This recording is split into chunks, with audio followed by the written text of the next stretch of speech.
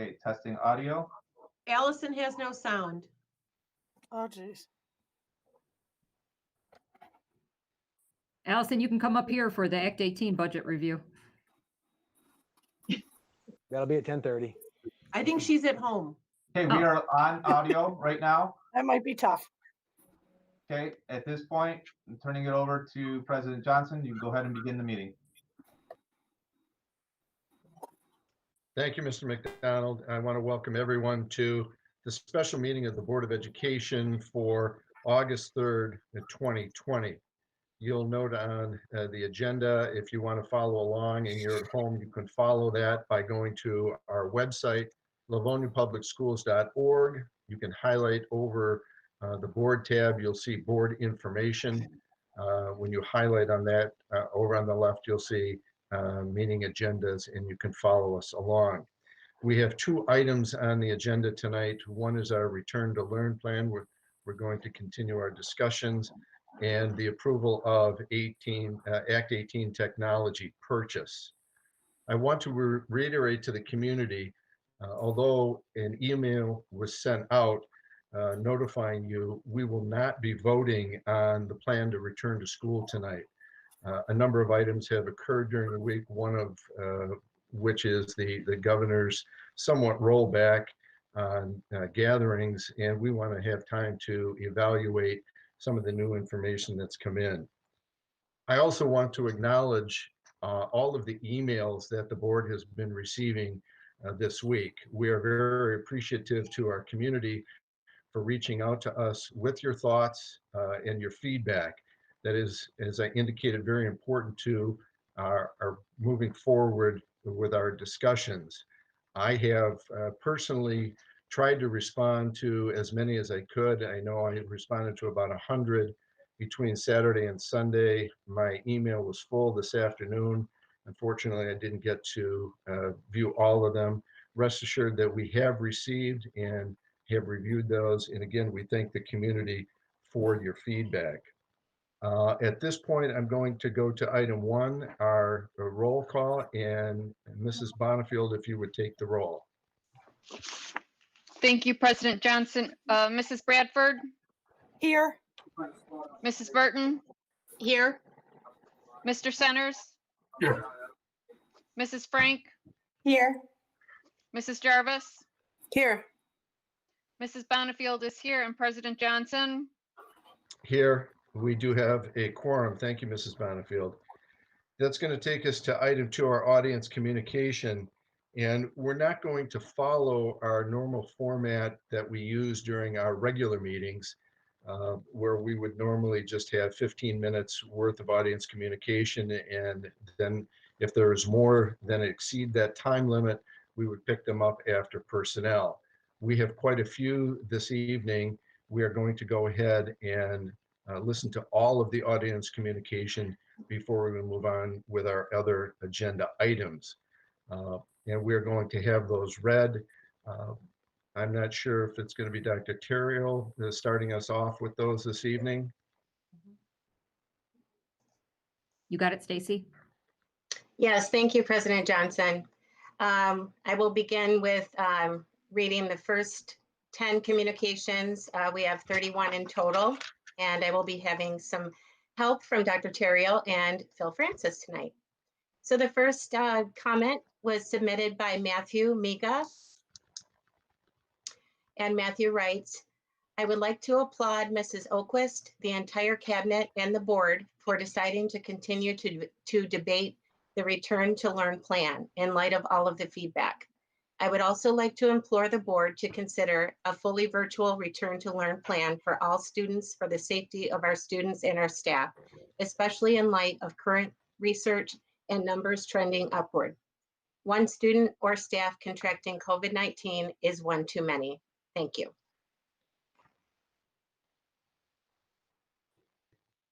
Next, we have a comment submitted by first name only, Mike of Livonia. Good evening. Thank you for taking the time to read and reflect on community views of the current back to school plan for Livonia Public Schools. We fully understand there are two options up for consideration right now. one being full-time in classroom and the other being full-time virtual learning from home. Beginning September 8th, parents will be faced with coming to grips with the decision we have made for our children about where they will learn for the next few weeks and possibly the entire year. As parents of 2 children, we always want what is best for them. We want them to be happy and well-rounded kids. Above all, we want them to be safe. Safety affects where we buy our house, where we vacation, the school district we choose, who they spend time with, and where. We chose Livonia as our home because it is safe. We continue to choose LPS because they always have the safety and what is best for our kids in mind. Please do not let this be any different. Will a fully virtual start to the fall be difficult? Yes. Will we as parents have to do some real work to make sure their learning continues? Yes.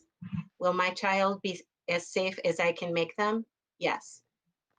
Let's also not forget our teachers in all of this.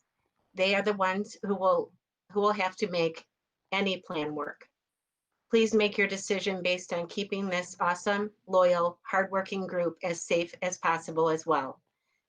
There are teachers in the district that choose LPS because it is a great district, a safe district. Please do not let them down either. An all virtual beginning to the year is not the most ideal, but it is the best option for keeping our teachers safe. Or is it the best option for keeping our teachers safe? Yes. Take some time this fall, start fully virtual, give science some time to better understand this virus and get this disease under control before sending kids and teachers back into the classroom. Our next comment is from Alyssa Pekulski. I appreciate the time and careful deliberation you are putting forth on this very important matter. I have indicated my concerns about a full face-to-face return to school, death being inevitable and preventable. But I also implore you to consider the switching of middle school and high school start times. 1, middle schoolers are teenagers too and need a later start time as much as high schoolers. Research supports this. Upper elementary and elementary students should start earliest if you are using a circadian rhythms reasoning for this change. Number 2, plenty of middle school teachers also coach after school sports. Why is it more important for high school teachers to have a more compatible schedule? Number 3, is now the right time to add another change to the school year? With all that we've had to adjust to and account for, this seems like the worst possible time. Number 4, this change will create a major hardship for many of my teaching colleagues, myself included.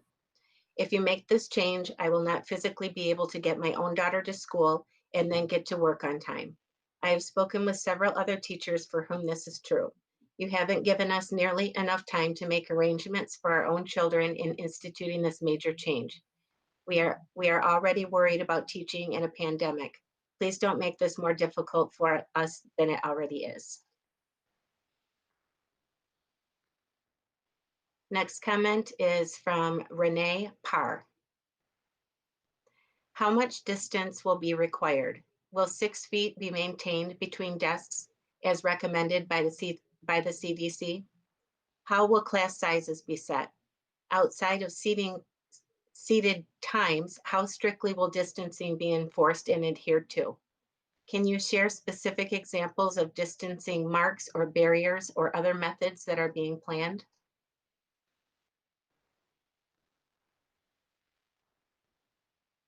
And Renee Parr submitted another question that I will forward to the board. She has requested that comment not be read into the record. So we'll make sure that gets forwarded as well. The next comment is from Mark Swift. Online learning, tutoring resources for parents with disability. Oh, that's the topic. I'm sorry. What is the plan for parents with disabilities that cannot physically or financially provide the resources necessary to teach multiple elementary age students effectively? It is a source of immense anxiety knowing that my children will be at a distinct disadvantage, especially since both of my elementary age children have attended Niji Euro since kindergarten. We are an English-speaking household and are in no way qualified to continue teaching them Japanese effectively. What are your plans for parents like us with children at Niji Euro? Thank you. Next comment is from Anne Lanto. When the Return to Learn plan was presented last Monday, I was extremely pleased that the plan gave families the option for what will work best for them. Not everyone is comfortable with in-person school, and likewise, not every family is able to be home for virtual learning or have children that do well learning remotely. These two plans gave the majority of families a solid option for moving forward. I would hate for either option to be taken off the table, as I think it is imperative that we are able to choose what will work best for our own families. The next comment is from Ryan Shushenko. Has the ventilation system in all of the school buildings been looked at? Will we have rapid testing available as school for kids and staff along with a school nurse? Along with a school nurse.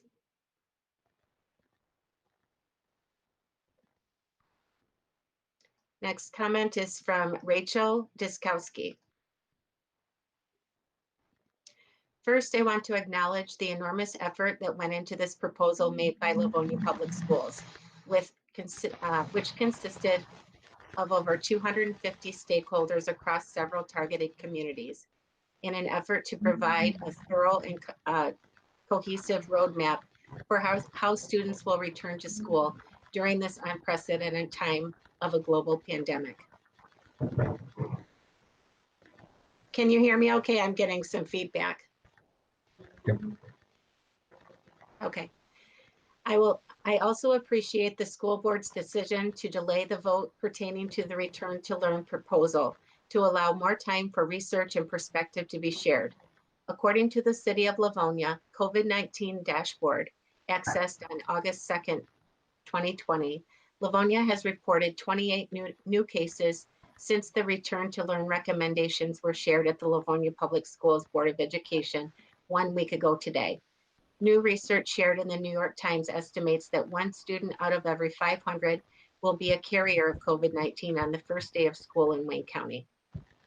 This means on the first day of school, Livonia Public Schools could have potentially 30 students with COVID-19 walking through our building's doors, with an estimated one student in every elementary school, 2 students in every upper elementary and middle school, and 3 students in every high school. Those students could be riding our buses, getting food in the cafeteria, using our communal bathrooms, playing on our playground equipment, and spreading this virus outside of their cohorts on the very first day of school.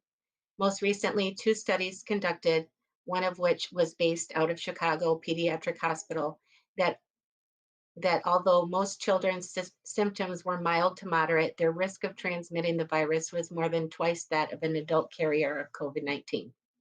The statistics of this virus are staggering, and even as we learn more every day, there is still so much we don't know yet. However, based on what we do know, if Livonia Public Schools begins the 2020-2021 school year in person, there will be devastating consequences among staff, students, and our families. Livonia Public Schools needs to set a precedent that our staff and students' health and safety supersedes all ill-informed efforts to begin in-person learning before it is safe and appropriate to do so. We have an obligation to keep each other safe, and in order to do that most effectively, we need to be 100% remote learning for all students and staff in Livonia Public Schools during phase 4 of Michigan's Safe Start plan. Thank you. The next is submitted by Amanda K. I know that the last meeting you mentioned start and end times for students and how they were changing. What will be the start and stop times for ASD, Roosevelt, and Grant Center? Asking as a as a parent and a staff member. And I'll turn it over to Dr. Terrell for the next 10. Thank you, Mrs. comments. Baker. The next communicator is Gabrielle Cowell. It was mentioned briefly, but the last meeting did not go into detail about the Return to Learn plan for ECP. Will that be discussed this evening? Specifically, what does Safe Start September look like for ECP? Will there be a virtual option, synchronous or asynchronous? Thank you so much for all the time and effort the board, as well as the community, has put into developing the Return to Learn plans. The next communication is from Bridget Casey. Good evening. There is some extreme confusion about the face covering for in-person learning in September. Are face shields permitted? The last meeting, it was said any face covering. There has been some talk that there was a mistake and that only masks will be permitted. Can we please get some clarification on this matter? Are face shields permitted in your description of face coverings or not? Thank you. The next communication is from Aisha Hill. How can we make an informed choice when we don't know the COVID positive contact protocols yet? I would like more information on the virtual platform. I don't feel there is enough information to make a choice. The district will be responsible for any harm that comes to families placed in these situations because I am believing you are placing the children and staff in a safe environment. I don't believe you would place the children and staff in an unsafe environment.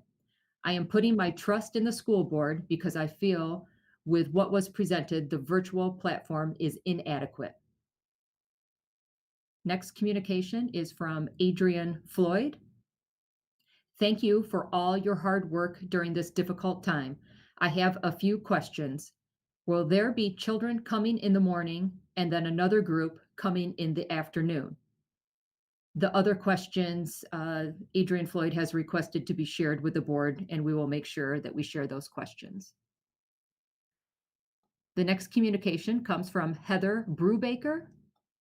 In the beginning of a normal year, there are always kids who enter the building afraid to leave the comfort of home and enter into a building filled with other people whom they do not know. Sure, they had a teacher last year, which they no longer get to see or visit because that teacher is out of their cohort. The principal may be the same, but this year there are no high fives as she walks down the hallway greeting everyone. There will be no hugs to welcome back the student who needs them the most. There will be no warm smiles to say, it is okay, or you are safe here with me. There will be no fist bumps, cool, well-planned handshakes, high fives, or any other form of greeting that involves contact with another human. Now, let's not forget the teachers in all of this. Here you have a group of people who have dedicated their lives to reaching every child that comes into their life and doing their best to grow them into responsible, well-adapted, independent thinkers and learners. A group of people who know what it means to sacrifice for the good of someone else. This group of people are used to doing whatever they can to reach that student, the one who does not do well in class, the one with a tough home life, the one who they see pieces of themselves in. This connection is not made through a textbook. This connection is made through building a relationship. That hug when it is needed most, the warm, comforting smile to brighten a day moment, the high five, the fist bump, the wiping of tears, the pat on the back, the quiet conversation had so close together only they could hear.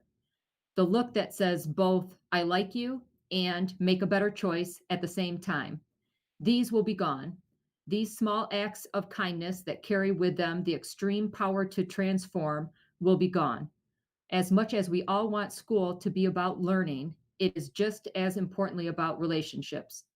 Relationships that cannot be built under the fear of contracting a virus.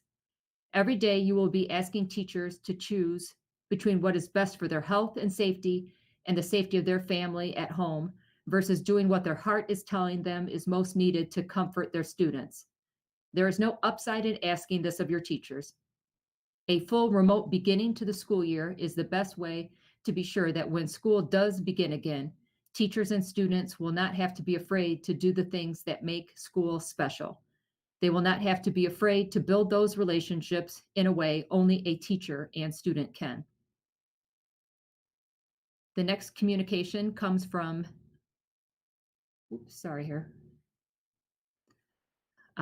Haley Skelly. First, I want to say that I am grateful that our Board of Education and Superintendent are listening and considering the feedback from their community in regards to a difficult decision ahead of them. I am a teacher for Livonia Public Schools, and I wanted to share an excerpt from a letter that I wrote to the board earlier this week. My kindergarten classroom is a place of play-based and hands-on learning. Kids work in partners and groups, sit at the carpet to learn and interact with one another, and play with one another to strengthen their imagination, love of learning, and social skills. None of this will be allowed while we are in phase 4. My 5-year-old students' first impression of school will be sitting at their desk all day, facing one direction, spaced as far apart from their peers as possible, in parentheses, though not 6 feet, without ever sharing materials. They will get 15 minutes of recess a day. They will not be able to hold a friend's hand or help a classmate when they are hurt. They won't be able to hug their teacher or get comforted when they are sad. The damage of those experiences will impact those students for years to come, or even worse, imagine how losing a teacher or classmate to COVID would affect our students. Lives are at stake here. Losing even one person from COVID because of a transmission that occurred at a Livonia school is one too many. Many of the nation's largest school systems are not returning to in-person learning in the fall. I ask that Livonia stand on the side of public health to be part of the solution instead of the problem. I ask that Livonia stand on the side of saving lives by continuing with remote learning this fall. Thank you for your consideration. Next communication is from Jessica DeWitt. LPS said in a social media comment this week that with planned reduced class size strategies, the class numbers will be close to hybrid. For reference, hybrid plans are designed for anywhere from 25 to 50% of a class to be in attendance at one time, which would mean for an elementary class of 24, anywhere from 6 to 12 students would be in a class. What exactly is Livonia doing to achieve these class size numbers? Relying on families to choose a virtual option will not significantly affect in-person enrollment to the extent that class sizes will be noticeably reduced across the district. Does the district plan to hire more staff and/or utilize available empty classrooms? Information needs to be provided on the in-person class size caps at all levels. In addition, how will the district ensure that students are spaced an adequate distance apart? With the increased popularity of flexible seating, many classrooms do not use desks, instead preferring tables. Are desks guaranteed for all classrooms to ensure they are all sitting facing the same way, properly distanced as outlined in the original plan? Also, the adjusted start and end times with virtual learning every day is not a feasible or satisfactory plan for either safety or quality learning. This year will be challenging enough for families to manage with the possibility of shifting between phases and COVID cases/quarantine scenarios. Changing the length of the school day is arbitrary and serves no purpose in keeping kids safe. It creates a scheduling nightmare for parents with students at multiple building levels.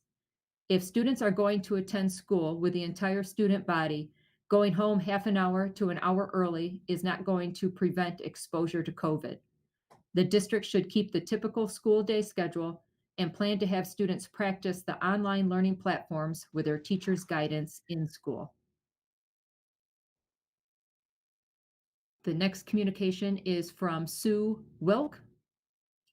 I am writing today to express my grave concern at returning to in-person instruction. I do not feel it is safe under the current circumstances to return to the classroom.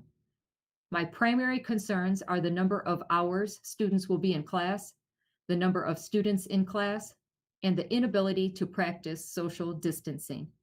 The health and safety of our students, teachers, and support staff must be our primary concern. Though not ideal, virtual learning is the best option to protect the lives and health of our students and staff. When safe, we should use a phased-in approach to return to in-person instruction. I recognize that the Board of Education faces a very difficult decision. No matter what you decide, people will be unhappy. I hope that you will err on the side of caution, especially when people's health and lives are at stake, and know that, though difficult, you protected our students, teachers, and support staff. I have taught in Livonia Public Schools for 24 years, and my 3 children graduated from this district.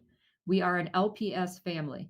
Please protect us and all the other Livonia and LPS families by voting to start with virtual education. The next communication is from Laura Melancon. Good evening. Thank you for all of the hard work from the committee members, the administrators, and the Board of Education. I am sure, like many district parents, you are having sleepless nights trying to make the right decision, and I do not envy you one bit. I am a parent of a first grader and a third grader in the district. I know no matter what decision you make, you will have unhappy parents, unhappy staff, or unhappy members of this community. But I urge you to make the decision that keeps our staff and students the safest, one based on the science that tells us this virus is still around. One child or staff member of this community lost is too many. My children, in their short 9 and 6 years, have lost a best friend and a grandparent, and the grief that they carry daily is heavy. I do not want to imagine if we added a classmate or teacher to that list. I know I have the option to choose face-to-face learning or virtual learning for my children. I also have the option to homeschool independently of the district as well. But as a working parent, keeping them home would require me to quit my job that I love, which thankfully I would be able to do so if necessary, but I know not all families are as fortunate. Choosing to send my children face-to-face sounds ideal to me if they are going to continue to see the quality instruction in all areas that we have come to expect from Livonia Public Schools. They need normalcy. Unfortunately, I fear that will not be the case this year. I did not see 2 full recesses. I do not see social interaction or group work on this plan. Is this plan developmentally appropriate for my young children? As an early childhood educator, I can tell you it is not. They are learning so much more than just reading and writing while in your schools. If you cannot provide them with the high quality, well-rounded education that we are accustomed to, why are we risking their health and the health of the staff? They were scared when we told them to stay home in March, but we said it was for the safety of all. Where is the safety for all now? I realize that this virus has gone on longer than anyone realized or wanted, but is in fact still here. And it will not go away by sending 14,000 students and staff back into school buildings. Please make the decision with the health and safety of all in mind. Thank you. The next communication is from Julie Perales. Thank you so much for taking the additional time to review feedback and to carefully consider this decision. I am incredibly grateful that the necessary time is being taken to review the information that we have available. Feedback from parents and staff, the most recent data regarding cases among children, and on how other school districts have opened to best serve our students while keeping students and staff safe and healthy. I will now turn it over to Mr. Phil Francis.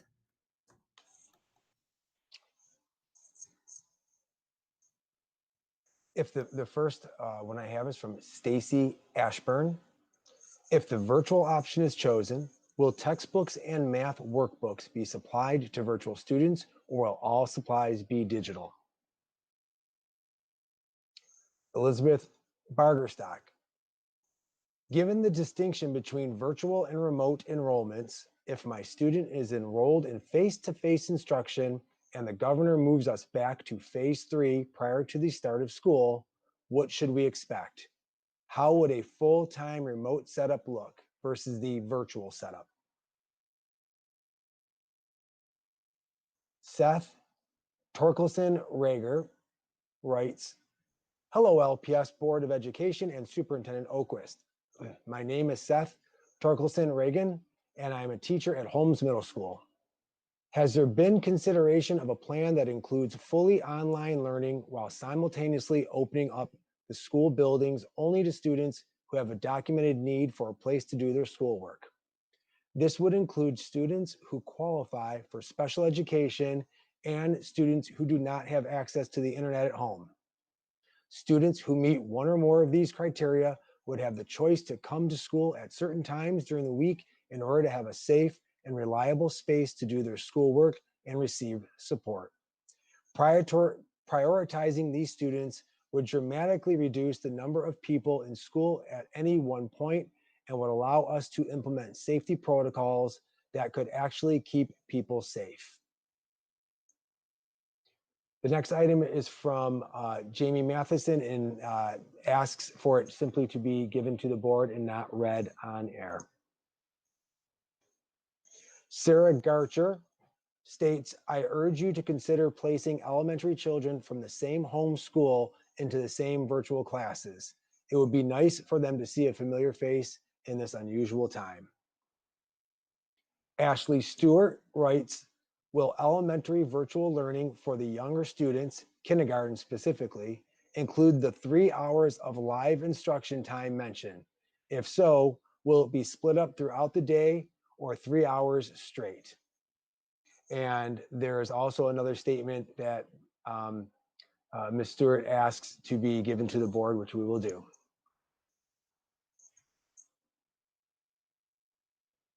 I don't have, oh, yes, I'm looking for a name on this one. My apologies. Give me one moment. I don't think there is a name on it. As a 20-year resident of Livonia and parent of 3 LPS students, I was shocked and appalled to hear of the potential of sending students and staff back into classrooms at the start of the school year. Doing so would be a terrible mistake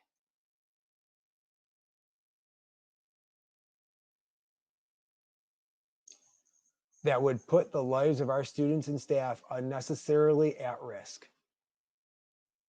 And I strongly urge you to vote no on the proposed plan.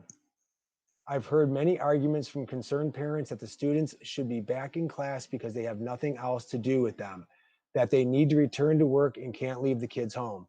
They are also concerned that remote learning cannot be as successful as in school learning.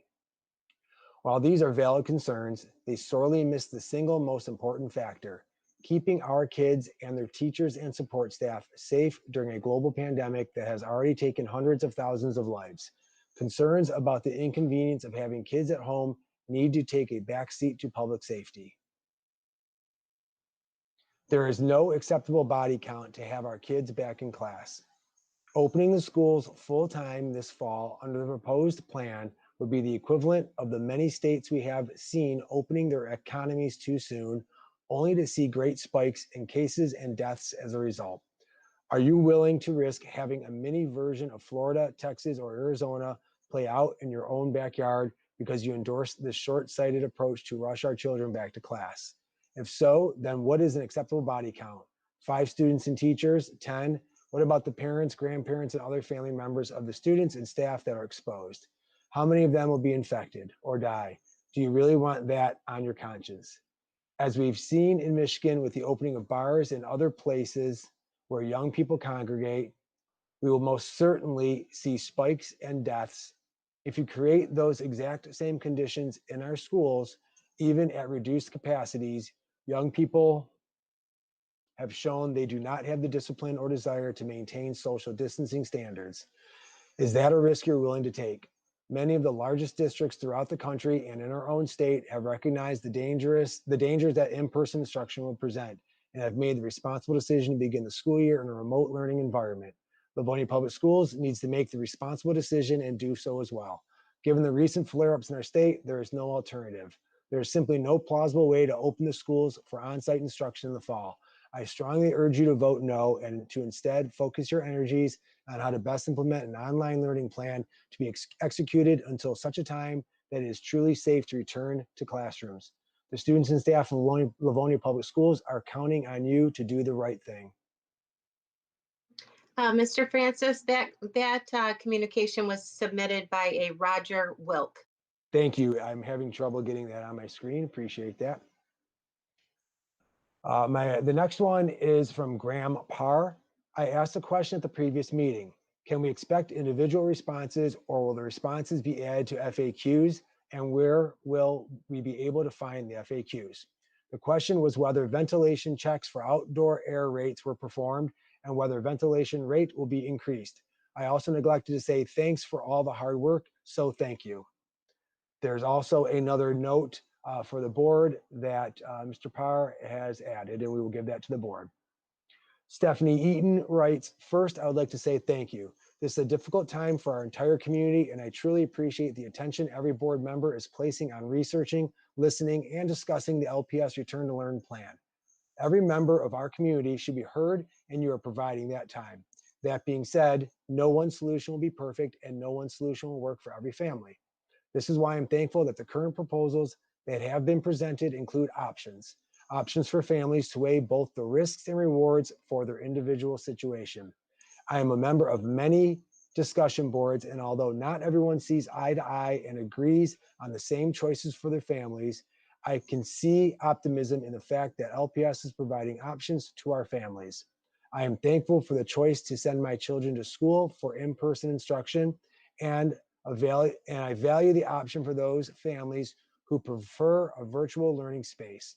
Please continue to support the community by offering options to our families for the 2020-2021 school year. No one knows what the future may bring, but through patience, collaboration, and kindness, we can all work together to navigate what lies ahead together. Thank you so much for your time. James Murphy writes, specials teachers will come in contact with hundreds and hundreds and hundreds of students. Most of us travel between at least 2 buildings as well. How can this possibly be viewed as safe for students and staff? How can this possibly be viewed as equitable? I realize that singing and blowing on instruments has been moved to happen outside when weather permits, but the sheer number of students contacted weekly indicate extremely higher risk of infection for students and staff. Will you please postpone face-to-face instruction until it is safe? And there's a D. Locke who wrote, thank you for confirming that the various magnet programs will be accessible for LPS virtual students. However, we need more information about non-magnet accelerated and AP classes. Students in these classes often communicate with next year's teacher at the end of the previous school year and have already been working on assignments over the summer. If they will not end up in online classes with those same teachers, should they start communicating with different teachers? If certain AP and other niche classes do not have enough students to be taught within the LPS virtual program and are instead switched to Michigan Virtual, what happens if students go from one program to the other at the semester break? Will they be at the same point in the curriculum, having covered the same subject materials by then? If a large number of in-class accelerator or AP students decide to switch to the LPS virtual program at the semester break, will you staff offering those classes through LPS virtual instead, including for those students who might have completed the first semester of those classes with Michigan Virtual? What about incoming seniors who plan to take AP exams this year for college credit? Will the in-class program, LPS Virtual, and Michigan Virtual programs be equivalent in their ability to prepare for them for the testing? What about students in 11th and 12th grade who have been in accelerated learning for many years and are now at the point where they would start taking certain college level classes at Schoolcraft, etc., because that particular subject is not offered at LPS? A recent Observer and Eccentric news article implies the district is looking forward to having full classrooms in the fall. And if the first 3 weeks go well, the LPS will transition from half day of classroom attendance and half day of online work back to a full day in class. But why would you want students and teachers there for a greater number of hours per day, surrounded by the miasma of each other's respiratory droplets, in rooms that sound like they will be too full to allow much social distancing? If things do go well at first, why change to a situation that could cause an increased risk of infection? And the same person has an item that is for the board not to be read during the meeting. That is all.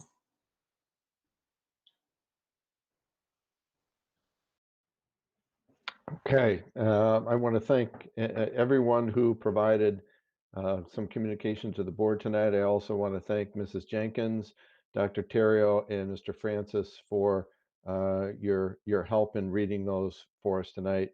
Hopefully, some of those questions may be answered through the remainder of the meeting. We'll just have to wait and see. So thank you again. That'll take us to item 3 of our agenda, our LPS Return to Learn plan. As indicated, we are taking a bit of a pause to review the plan. And Mrs. Oquist is going to provide us with some input from the survey and perhaps a little additional information, maybe answer some of our questions. So at this point, I'm going to turn it over to Mrs. Oquist to provide us with that information. Good evening. Thank you, President Johnson, and thank you to all of our team and everyone joining us this evening. So this is certainly an essential topic in our district and one that really impacts each and every individual, whether they're a student, a parent, a staff member, or a member of the team around this screen. So we knew that this week would be important. Following our presentation of the Return to Learn plan last Monday, we sent out a survey to our staff and to our parent community. We received thousands of responses, and we'd like to share a summary of that with you in just a moment. We'll also be sharing feedback, really summarizing feedback that we've heard from both staff and from our parent community. So that may be via individual discussions, conversations with small groups, email communications, phone calls. We thought it was important really that we have the opportunity to capture for the board and for our community the feedback, a summary of the feedback that we've received, and really some of the major themes and highlights that we've heard throughout this past week. So as you know, we shared the plan on Monday. The survey was open on Tuesday and concluded on Friday. We were able to then pull together the metrics from that and also read through each and every comment shared with us on the survey. And so we're going to begin with Dr. Terrio taking us through a slideshow presentation of the survey results. And then we're going to turn it over to a couple other members of cabinet to share updates with you on a number of the items that we've just been hearing about. Thank you, Superintendent Oquist. As Superintendent Oquist said, we did do a Return to Learn survey for parents and staff, and we will now review the results of those. Allison, next slide, please. Thank you very much. So we'll start off with the parent survey. So at the top, you can see we had over 4,000 responses from our families. And one of the questions we asked was, overall, how satisfied are you with the LPS Return to Learn plan? So it was broken down into 9% of our families being very satisfied, 27% being satisfied, 36% somewhat satisfied, 14% dissatisfied, 7.5% very dissatisfied, and 6.5% were not sure. Dr. Terrio, could I interject for just a moment in case, as people are looking at this screen, it looks like we're starting with question 6. So just to summarize, the initial questions are email address and demographic information as far as which school do your children attend and so on. And so we really just skip those demographic questions. And these are the summary of the questions that actually have to do with the plan themselves. So we're not skipping 1 through 5 other than to say that's basic demographic information that we utilize to be able to take a look at these metrics in different forms. Tammy? Dr. Terrell, I am so sorry. I was looking at the graph and this is all respondents, or is this just parent respondents? These are the 4,051 parents who responded. This is a parent survey. Okay. Thank Correct, you. yep. In a few slides, we'll get to staff. Thank you. I apologize again. That's okay. Allison, next slide, please. So the next slide, again, as Superintendent Oquist said, is number 7, but with the demographics not presented here. This is, to what extent does the in-person option meet your child's needs? So again, looking at the bar graphs, we have 16% completely meets their needs, 33% for the most part, 26% somewhat, 10% very little, 12% it does not meet the need, and then 3% was not applicable. We did put down a not applicable option for our parents because the next question talks about Livonia virtual. So we wanted to give parents the option to say not applicable for in person. Allison, the next one. Thank you. So this slide says, to what extent does the Livonia virtual option meet your needs? 9% of our families said completely, 22% said for the most part, 27% said somewhat, 14% very little, 18% does not meet the need, and then 10% not applicable. Thank you, Allison. So the next question that we asked was, while our region of Michigan is in phase 4 and knowing the precautions that will be taken, such as everyone wearing a face covering, frequent cleaning and disinfecting, lowering class sizes, and implementation of all the other elements of the district's return to learn plan, 21% said, I look forward to my student returning to in-person learning this fall. 24% of our parents said, I am comfortable with my student returning to in-person learning after seeing the district's plan and following its protocol. 22% said, I hope to return my student to in-person learning this fall once I have my questions answered. 24% of parents said, I am fearful of my student returning to in-person learning this fall and leaning towards selecting a virtual option. And 9% of parents said, I will not return my student to in-person learning with students until we are post-pandemic. So in our next slide, we asked the same question, but now we put if our region of Michigan moves to phase 5. So again, the previous slide was phase 4. This slide asked our parents if we were in phase 5 and all the precautions being taken, what would their response be? So in phase 5, I look forward to my student returning to in-person learning this fall. 27% of our parents indicated that option. 27% of our parents said, I am comfortable with my student returning to in-person learning after seeing the district's plan and following its protocol. 22% said, I hope to return my student to in-person learning this fall once I have my questions answered. 16%, I am fearful of my students returning to in-person learning this fall and leaning towards selecting a virtual option. And 8% said, I will not return my student to in-person learning with students until we are post-pandemic. The next slide, as Superintendent Oquist said, so there were 4,051 responses, and all of those responses were read, and then they were grouped together for major themes to share with the board and with our community. So the questions that we asked our parents were to share 3 features of the Return to Learn plan that are most important to you, and what recommendations would you offer to improve our Return to Learn plan. So overall, there were major themes, which you can see in bold. So cleaning was a major theme for our parents, talking about how we can properly clean between classes, cleaning when students go to specials, maintaining small class sizes for proper physical distancing. Parents had questions about how we were going to do that. The virtual option and the face-to-face option were about a 50-50 split, reading the 4,051 parent comments. Families were looking for more information about what the in-person option would look like, as well as what the Livonia option would look like. A smaller number of our families wanted to look at a hybrid model for the start of the school year, or move that into later September.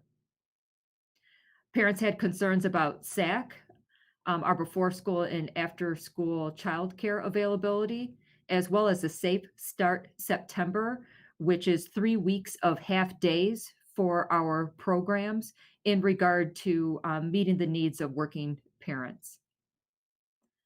Face coverings. There were many concerns shared about the requirement to wear face coverings for students, but as well as requiring students to wear face coverings, and how would the district ensure that students would be wearing face coverings.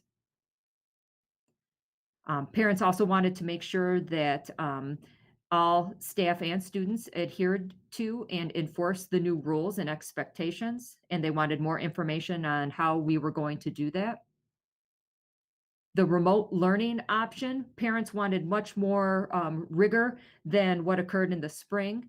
They wanted clarification on what the student expectations would be during the remote learning component.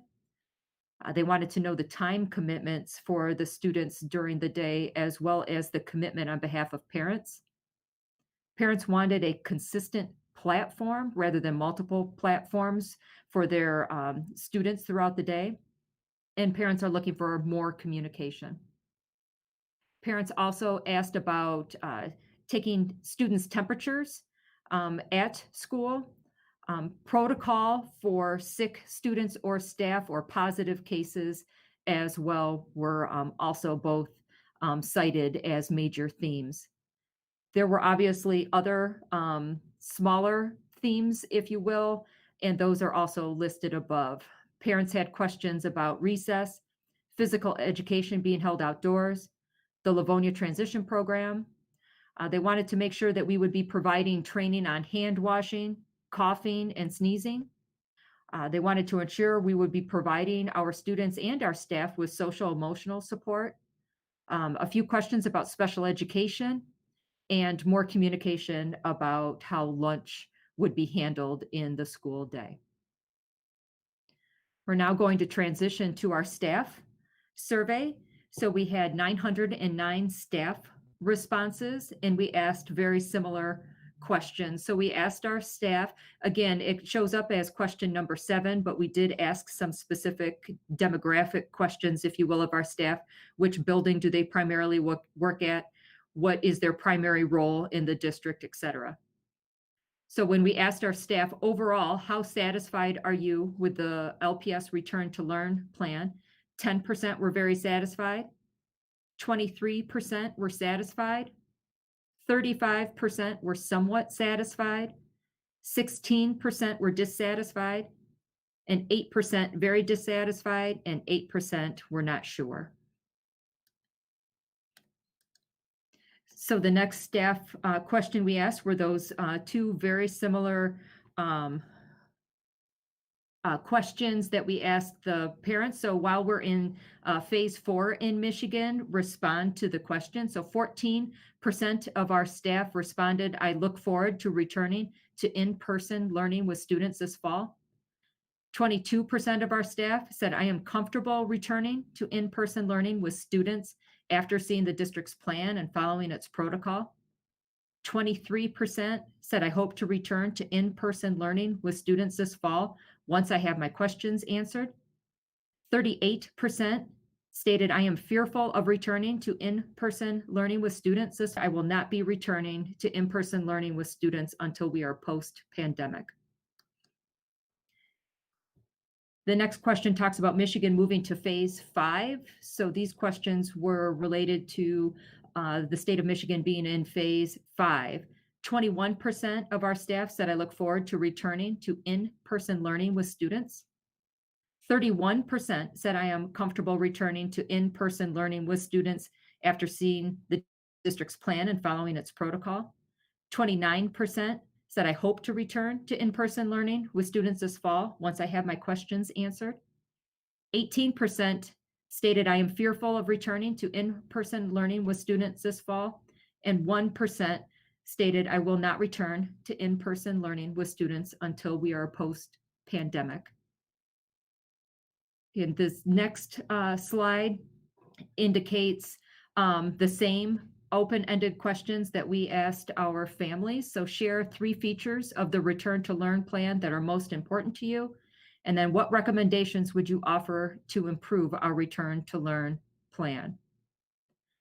So again, out of the 909 staff responses, again, looking at the themes, 3 features are most important are the Safe Start September. So again, those first 3 weeks of half days, lower class sizes, masks for all, and seeing that that new rule is strictly enforced, safety for staff and students, safety and cleaning protocols being strictly adhered to in each area, block scheduling, and then a number of comments. We're looking forward to seeing their students.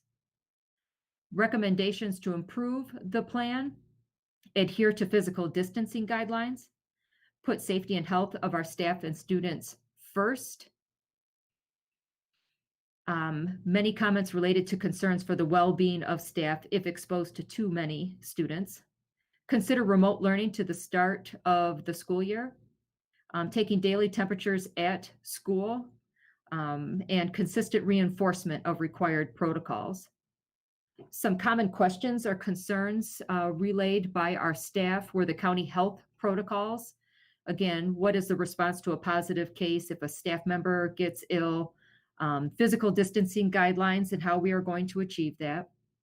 Staff wanted more specifics about class sizes, more information about schedules, block schedules, the instructional day, the early arrival of students. So when our students are dropped off prior to the start of the school day, they're concerned about the congregation of students in an area, and then who would provide the oversight of those students.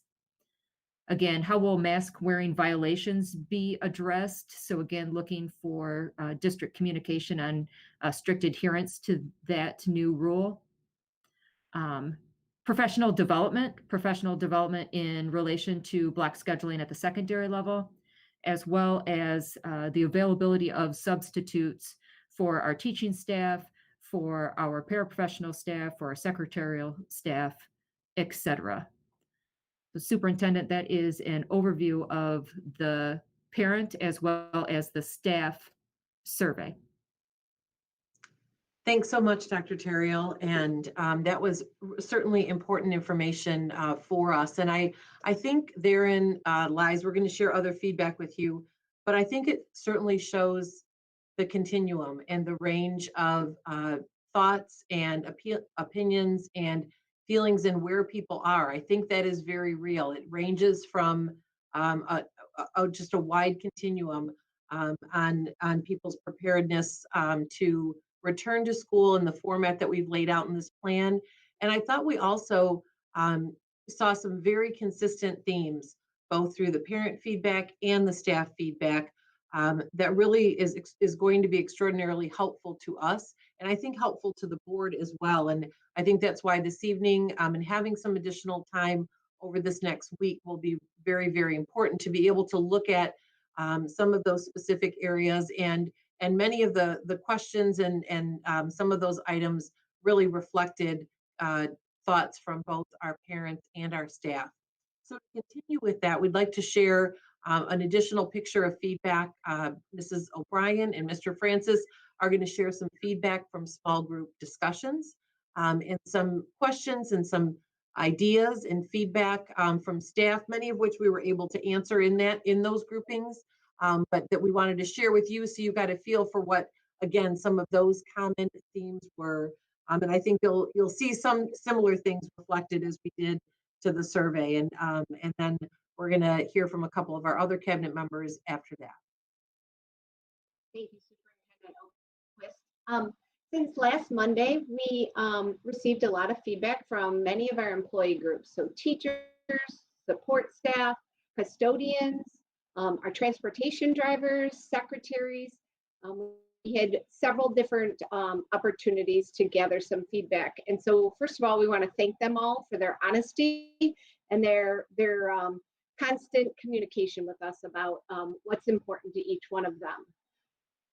The themes from this feedback are going to be as follows. Mr. Francis and I are going to share them, in no particular order. We just split them up. One of the overall themes had a large range of feelings just about returning to in-person instruction. Many people had concerns about in-person instruction, but there was a wide range of those feelings. But we spent a lot of time talking with staff about in-person instruction in our buildings. Another theme was just the ability to physical distance in our schools, in our classrooms. And you might have heard in one of the comments read earlier about classrooms that have tables versus desks. How would that work in order to physical distance? How could we teach? And again, we had a kindergarten teacher comment earlier about how we would teach maybe small group instruction and still physically distance in our classroom. Recess, the importance of playing in an elementary age and being able to teach children to play, but not be too close to each other. And then supporting students in a small group or one-on-one, students who have an emotional or social emotional need or an academic need that they need some additional support. Some additional physical distancing questions and themes were in the cafeterias, how to maintain students distancing in the cafeterias, the hallways, and passing times. Another large theme was access to PPE for employees. So what different types are available to them, what would be required of them, what, they've seen things about shields and masks, and would they have gloves, and what kind of disinfectant. So at many of our conversations, we had lots of conversation about that, and Mr. Francis showed examples of what we would be able to provide. Then again, how would face mask wearing be enforced, both on the bus and at school, was a theme of our conversations. A continuing one is, what is remote learning going to look like, both in LPS virtual, the 1 hour additional online expectation for students and for staff. If we were to be in person, what would be expected for teachers to teach, how much time would be expected for students to access, and who will teach at Livonia Virtual, how will that those teachers be chosen, was a conversation that we had with many people. And mobile devices was another overarching theme. Do we have enough? How will we share? How will we make sure students have them? Was a conversation that we had with many employee groups. Mr. Francis? Yes, thank you.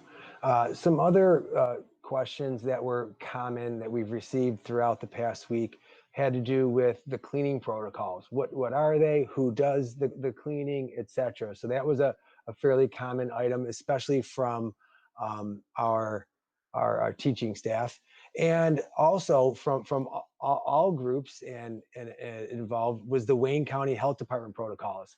As Mrs. Oquist mentioned, that is something that we only recently received a draft of, and we're still working on getting that information together from Wayne County Health Department. There's also questions and concerns about substitutes, not just substitute teachers, but the district uses EduStaff for paraprofessionals and secretarial substitutes as well. So that question came up from different folks. And another question from the elementary was about specials. How will those run? How long will they be? How would we be able to conduct an art class or a music class, etc., with regard to sharing, not sharing, cleaning, and disinfecting, etc. So there are very common themes and questions. And for many of the questions that we've talked about here, we do have answers to many of these questions. If somebody asks about them, we would try to give them the most up-to-date information. But the best thing we can do, and what we are working on, is that frequently asked questions document. It's lengthy. We're going to try to break it out into topics for a little bit of ease, but we will put them into the FAQs, and that will be the way that both community, parents, and employees can look for these answers. And of course, if something is not in there, they can ask us like they've been doing the past week, and we will work on adding that to the list. But with all of these questions and concerns that we talked about, there also were some other themes where people were contacting us and saying that they were supportive. A few examples of these are the Safe Start September. We've heard quite a bit from our employees about that Safe Start September being a positive item, a way to give an opportunity for both teaching the students about protocols, hand washing, et cetera, as well as professional development and collaboration between different teachers in the buildings, as well as the fact that face coverings and face masks will be required of all students K through post-secondary. We heard that as a something that our staff is looking very positive upon. And then the block scheduling at the secondary was another item that we actually heard quite a bit of positive feedback on, stating that it was a creative idea. It's an idea that many teachers are interested and excited to dive into, not putting aside that it's going to be hard work. It will be, because it's a new way of teaching, but still saying, this is an opportunity to learn and to teach differently. So these were all different themes and items that we've been gathering, the big themes. There's been many more questions and comments that we've gotten, to be sure, but these were sort of the bundled themes along the way this past week. And so one of the things, as Mr. Francis said, is we had worked to put all of those into a pretty comprehensive document that we had held off putting out today because we knew the board was going to have more discussion and more dialogue. And what we don't want to do is confuse the matter. So we want to be certain that the plan structure is in place, and then we have detailed answers to each of those areas and each of those questions, as well as many that were shared during audience communication. And so first, the structure of the plan is essential. And then from there, we have determined many of these logistical items. Some were done in the task force subgroups. Some have been done by our administrative team here at the district, along with folks from each of our departments. But we also really need to have that essential voice of the leaders of our school and our administrators as they return this summer, to be able to talk through some of the logistical implementation of these items as well. And so they're going to be an important voice of continuing to put the meat on the bones of those. But to be certain, these were all excellent questions and really important feedback that we received. And it was a great opportunity for us to get some of those important insights from practitioners, because what you may be thinking about everything from preschool all the way up to post-secondary, what's happening in a fourth grade classroom, what's happening in a high school lunchroom. So there are, obviously we're a large district, we have many, many offerings, and that is always a point of pride. And we know it is also part of the complexity of this plan. And so what we wanted to do was, we thought that would be helpful to you to share what some of those questions were and what some of the overall themes we heard from our team. And certainly a pervasive theme really was, there was a duality to it, in that there was a significant theme related to concerns about the health and safety of the people within the school. So our students, our staff themselves, and for their colleagues. And then secondarily, how that might impact the people with whom they live or our students live. So that was a very overarching theme that existed and what was woven through many of those questions and many of those conversations. Conversely, and by many of those same people, there was a strong desire to be back with our students. There is no doubt that that the place where we want our staff to be and that our staff wants to be is with our students. But I think inherently with that needs to be that element of health and safety as being a very primary and paramount component. And so that was certainly expressed often by our staff, and not surprisingly, that was important to them as well.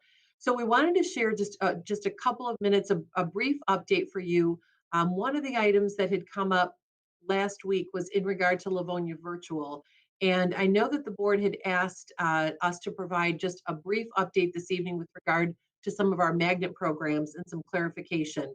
So we're going to just provide a brief overview, and then know that the families in those programs will receive much more detailed information from our schools and from our directors. But we have our director of elementary, Mr. Green, and our director of secondary, Mr. Willenborg, who are going to be sharing just a short update with you on those programs with regard to Livonia Virtual.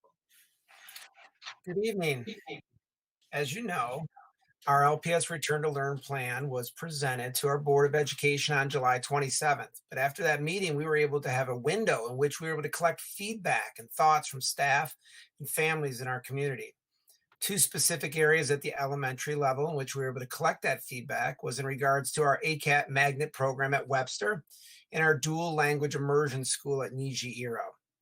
I wanted to thank both school staffs and parent communities for sharing your thoughts. It certainly has been important to hear from you. As you know, Webster, ACAT, and Niji-Iro house approximately 600 or 10% of our 6,200 elementary age students. Both of these programs are a part of what makes our district special, inclusive, and ways in which we offer diverse learning experiences for our students. So as mentioned earlier in the meeting this evening, feedback has been collected from our district parent survey that was sent out after last week's meeting, and community correspondence on the uniqueness of each of these programs has been addressed this past week through feedback with Principal Boca, Principal DeLuca, PTA representatives at Niji-Iro, our Chief Academic Officer, Teresa O'Brien, and members of the Webster staff and parent community. So our plans moving forward to continue these conversations with both school communities in the upcoming weeks as we receive further direction from the Board of Education on our finalized Return to Learn plan. So let's talk about Webster for a moment. Webster conversations outside of our Return to Learn recommendations this week have focused on the daily Webster ACAT schedule, exploring ways to have elements of the Webster ACAT program contained within the LPS virtual option, and discussions on what the daily online learning component of online learning or remote learning would look like for in-person instruction. And when we think about Niji-Iro, some of the themes that we focused on last week were the start of the school year. Obviously for Niji-Iro starts August 13th. As I mentioned last week, our students there will begin this year with remote learning. Those remote learning expectations are being addressed with our academic services department, and they will be communicated to the Niji-Iro staff and families as part of their back to school communications. Last week, a survey was created by Principal DeLuca in conjunction with their PTA about the interest and possibilities for the Japanese language element to be part of the LPS virtual program.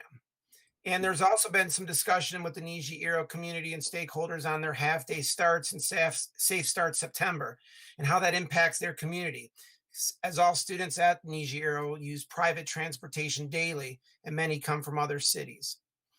So I hope that gave you a little bit of an overview on Webster and Niji-Iro in our magnet programs at the elementary school. I want to thank you all for your continued input during these unprecedented times. We look forward to doing our very best to meet the needs of all of our elementary students, including those in our magnet programs. Now I'm going to turn it over to Director of Secondary Programs, Dan Willenborg, who will now provide an update of our magnet programs at the secondary level. Thank you, Mr. Green. Good evening, everybody. We're doing our best to find appealing options for each of our secondary magnet programs. I've never tried to catch a greased pig, but I'm thinking that, you know, to make this all work is kind of like that. It's kind of slippery and it's tough to make happen. These programs, our magnet programs, combine some of our most gifted students with some of our most intensely passionate instructors. They're truly unique offerings with highly specialized curriculums, participatory events, and learning outcomes. If students and families are selecting into the LPS virtual program, students are not.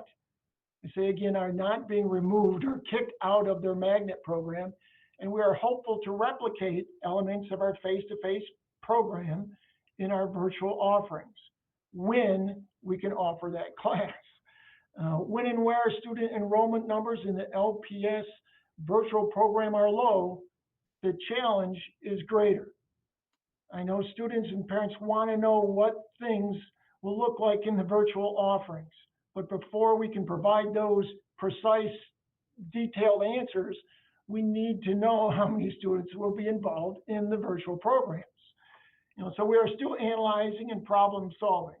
However, regarding MACAT, our middle school program, ideally we'd like to offer a section of each MACAT class in person as well as a section through the virtual offering. If numbers are low, other options are available, such as taking an equivalent course in the high school offerings, such as geometry. Students may also be selecting classes from the Michigan virtual course catalog. At Churchill, Kappa serves as a strong point in case of our present challenge. How do we replicate the nuances of dance or acting or those vocal elements online? Ms. Hillman and the Kappa teachers have extended their natural creativity into a plan to broadcast their classes synchronously for those students and families who prefer the virtual platform. In the MSc program, Mr. Coates and his colleagues have been brainstorming and working tirelessly with Mr. Itu to possibly offer in-person offerings for students that enroll in the virtual program for the most specialized MSc courses, or possibly to have students enroll in Michigan virtual advanced placement courses, that the MSc teachers will supplement with additional MSc curricular elements. Of course, if we offer those advanced placement courses through the LPS virtual program, of course, the MSc teachers would supplement those programs with MSc curricular elements as well. Again, the number of students enrolling in the virtual program will help us determine whether we can offer both in-person and virtual learning offerings. The reality for the IB diploma program at Franklin is that due to the many unique aspects of that program and the low number of students enrolled, it's sadly unlikely that we can provide in-person and replicate virtual classes for them. In the Global Ed program at Stevenson, again, we'll study the number of students wishing to enroll in the virtual program, and ideally we'd like to provide a virtual section to match every in-person section. We'll continue our work to find palatable solution scheduling options for those students with their international curiosity and that global outlook. For many of our magnet programs, students are hand scheduled by our very flexible and versatile counseling staff. It is a personalized and labor-intensive process, but it allows for all available flexible learning options, such as our online classes through Michigan Virtual and other dual enrollment options. I want to conclude with a big thank you to the teachers and administrators who have problem solved and searched for a doable answer to preserve our magnet programs at the secondary level. We will be able to provide more depth, more details as this week and next week and our numbers, as this week and next week progress and our numbers come in. Thanks so much to you both. And we are going to wrap up this portion. And really, I know this is a bit lengthy, but we really felt it was important to be able to capture for all of you. And I know you've received these summaries from me as well, but just to really capture all of the feedback that we've been hearing, because that is really an essential component of, I know, the discussion you want to have this evening. And so Mrs. Jenkins is going to, similarly as Mrs. O'Brien and Mr. Francis did, share with you a summary of many of the email communications we've received in at the district level. And again, theme some of those, the common questions that we heard regularly, and really from both the staff discussions and emails as well as these community emails. Again, this has served as the basis of our comprehensive FAQ, which I hate to tell you is pushing 20 pages or more, but in any case, we wanted to give you a flavor for the types of questions we were receiving into our district with regard to the Return to Learn plan. So Mrs. Jenkins, would you bring us home with that element? Sure. Thank you, Superintendent Oquist. Good evening, everyone. In addition to our surveys, we have had lots of communication, two-way communication with our parents via the communication department main email account. With our new email system, it is no longer, our district-wide e-blasts are no longer a no reply account. So it's a real convenient way for parents to immediately contact us, and we can shoot them a quick reply. It's been a really nice addition to our communications process throughout this entire process. So over the course of the past week, since the recommendations were presented to the board, we have been so busy reading, grouping the email communications into common themes and responding to hundreds of email communications from parents. The feedback has covered each end of the spectrum, as you can imagine. So we've themed the feedback into three main categories. One being health and safety, the second being instructional mode, and the third being Livonia virtual. So I will just kind of summarize. I selected just a small handful of common themes that we pulled from each category. So under health and safety, some of the common questions included the following. Will the district consider daily temperature checks of students? Will face shields be allowable if a student cannot tolerate wearing a face covering? How will physical distancing be achieved in the classroom? And does the district plan to do contact tracing? So those were just a few of the themes that we pulled from that main topic of health and safety. Under the instructional mode category, some of the comments have included the following. Concerns about students missing out on instruction and falling behind if they need to be quarantined for 14 days per the Wayne County Health Guidance. One family commented, we are very happy with the recommendations and plan to opt for in-person learning. Another comment was, thank you for giving us options. Another was, please consider an all remote start to the year.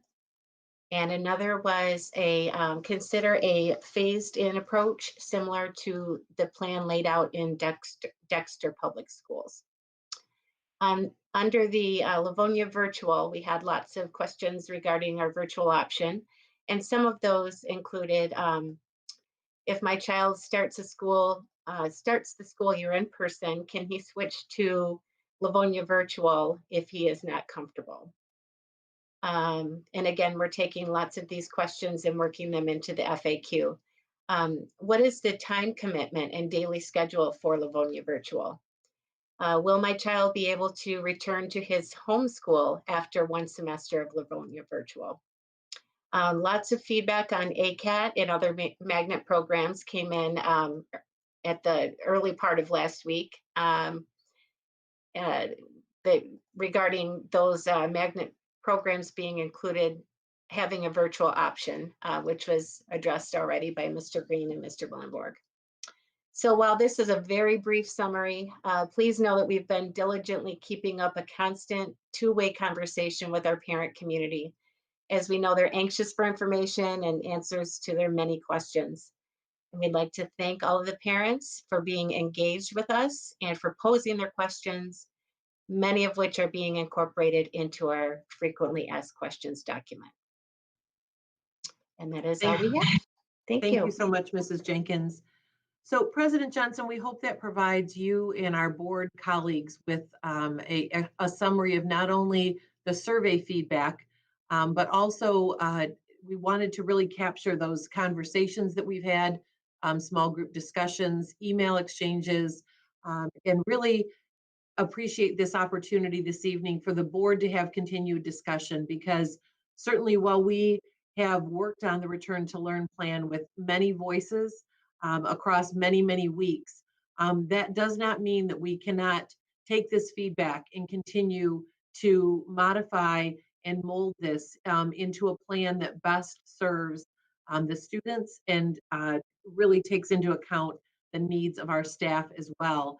And so we want you to know that we are very open to your thoughts and your feedback, as we are to all of that that has been shared. So at this time, we turn it over to you, and our cabinet team will be listeners throughout that conversation. And certainly we look forward to gaining some perspective from you and some next steps direction. And then we are more than willing to take a look at many of these elements and continue to work on bringing together the very, very best plan for our students and our staff. Thank you, Mrs. Oquist.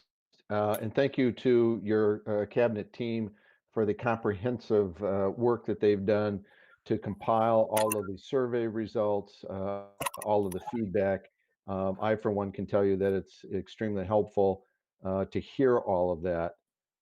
And at this point, I'm going to open it up to my colleagues for any questions or comments that they may have. I see Mr. Centers has his hand up. Good evening, Dan. Good evening. Thank you very much, Mr. Johnson. First, I know how hard the cabinet, our administration has worked over the past week, including this weekend, compiling all this information. President Johnson, you have responded to a tremendous amount of feedback from the community. I want to thank you for doing that as well. All of this is very valuable to us. It is very enlightening to hear everyone's perspective. People, regardless of what kind of stakeholder they are with our district, they provide unique perspectives. People in the same positions, parents, whether teachers, they all provide different perspectives. It's been very enlightening for me. No one knows exactly how things are going to play out in the fall. We can plan, we can do our very best, but we don't know. That is why we're taking such diligent time and care with this plan.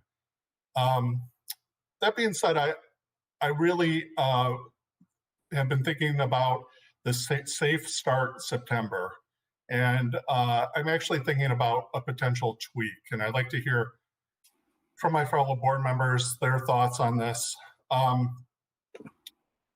Taking a few weeks, approximately 3 weeks at the beginning of the school year to do a digital start, replacing the start that we currently have where there's half days and a physical roll-in. And although it's a few weeks, I think it provides an opportunity for us to see what other districts around the state, around the country are doing. Districts that have chosen to open, seeing the pitfalls from a distance, what has been challenging for them, likewise, what is very successful for them in making their opening work. These are definitely unprecedented times, as I indicated before. And I really, really want to get this right, as I know everyone else does. So my thoughts are, making that tweak to the plan in hopes that it could better inform our decision making. Thank you, Mr. Centers. Other comments, Mrs. Burton? I I'm interested in finding out from Superintendent Oquist and the team how feasible that kind of a plan would be. If it were feasible, it's something that I really believe we should look at. It would answer two different sets of questions on both of our major stakeholders, which I see as our staff and our parents. We have a good number of folks who are ready to go back to school, both in our parents and in our staff, but we also have a significant number that have concerns in our parents and our staff and would like to go more virtual or simply have concerns enough that they've not made their mind up yet.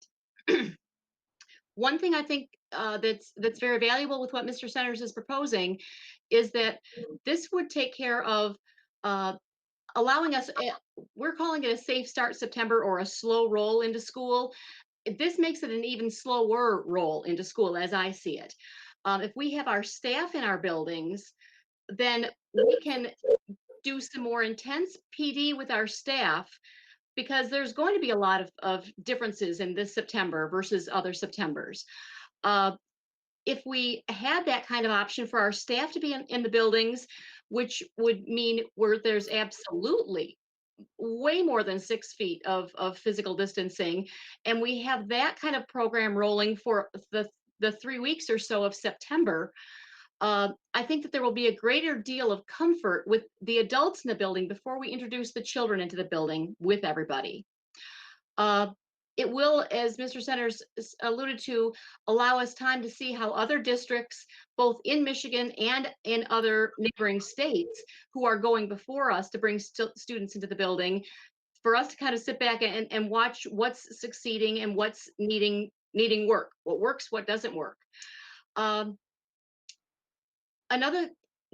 think that would give our staff a great deal of comfort and also allow them much more training for how to do block scheduling, how to do more remote learning. Because when we went into remote learning last spring, everybody in the state of Michigan, frankly around the country, but we were thrown into it on a one-day notice. It was, from what I'm gathering in feedback, adequate for some, not adequate for others, but I really don't think it was great for anybody. And if we're going to be offering a virtual option this year, I want it to be a great option. If we went with a slower start in September, it will allow our staff more time to make certain that we're building up for a really strong kickoff for that virtual option, whether it is 100% virtual or practicing daily. Make certain that our students and their families can successfully do a remote option, because that's one requirement from the state of Michigan, is that our district has got to have a plan so that if we need to go on a one-day notice, if we were to be pulled back into phase 3, we've got to be ready to go. We have to be ready with a 100% virtual option for everybody. So I think that this is just not an area that we are deeply, deeply knowledgeable about yet. And if we did the proposed slower rollout in September, I think it would allow our staff a significantly larger amount of time that we could do some of that professional development and make a more successful start to the school year. On the flip side, with our parents, we have been hearing from a number of parents who are interested in the full-time in-school option, but are saying they have 2-parent working families, and the safe start September, while they appreciate the slow roll, it is significantly problematic to have childcare for 3 weeks of half days of school. I think it's probably easier to have childcare for a full day, but this half day option is posing problems for families. So if we did this slow roll into September, where we are virtual for a few weeks, as is being proposed, it may help both groups of our parents and our staff feel a little bit more comfortable before that first day of school. If we did something like that, I would like it to be such that our students would then have the opportunity to go into their classroom to meet their teacher face to face on a one-on-one basis. Again, in that kind of a case, we could certainly accommodate physical distancing. The students could meet their teacher, they could see their classroom, they could see where their desk is going to be, And they could do that in such a way that the numbers are on a very slow little trickle. So our students could access our buildings and their teachers, but in an ever so safe manner. We're hearing across the board that physical distancing is a concern. And I think this is one way for that month of September for us to step our feet into educating our students, but while really honoring the strong request for physical distancing. For those reasons, I think that this is something that we could seriously look at. And I would like to see from our superintendent and cabinet team what that kind of recommendation may or may not look like. President Johnson, I need to interrupt for a second there. Can please remember to go on mute? I'm getting a lot of feedback and it's really hard to talk to this, listen and concentrate to the speaker. So if we could all remember to mute ourselves when we're not speaking, I would greatly appreciate it. Thank you. Thank you, Mrs. Bonifield. Okay, thank you, Mrs. Burton. Other questions, comments from my colleagues? I'm not seeing any. I do have a couple of questions. I don't know how they can be answered. Mrs. Oquist, when is the plan required to be to the state? Is that the 15th? We're required to submit the plan to Wayne County RESA by the 15th, and then they'll submit it to the state by the 17th. Okay, So so it needs to be voted on the Board of Education by the 14th at the latest, but submitted by the 15th. okay, great. In terms of the staff survey, we had 909 responses. Is that accurate? Yes. How many staff was the survey sent to? It was sent to all staff, so we had about just under a 50% response rate. Okay. Are we getting, I know so much of our information is up in the air. Things seem to change daily, if not minute by minute. Are we getting any feel out of Lansing, and maybe even Mr. Centers might have some inside information on this, on where we stand in terms of moving from phase to phase? It was a little concerning last week when the in-person gatherings was reduced, but is there any feeling that at some point in the near future we're going to go to 5?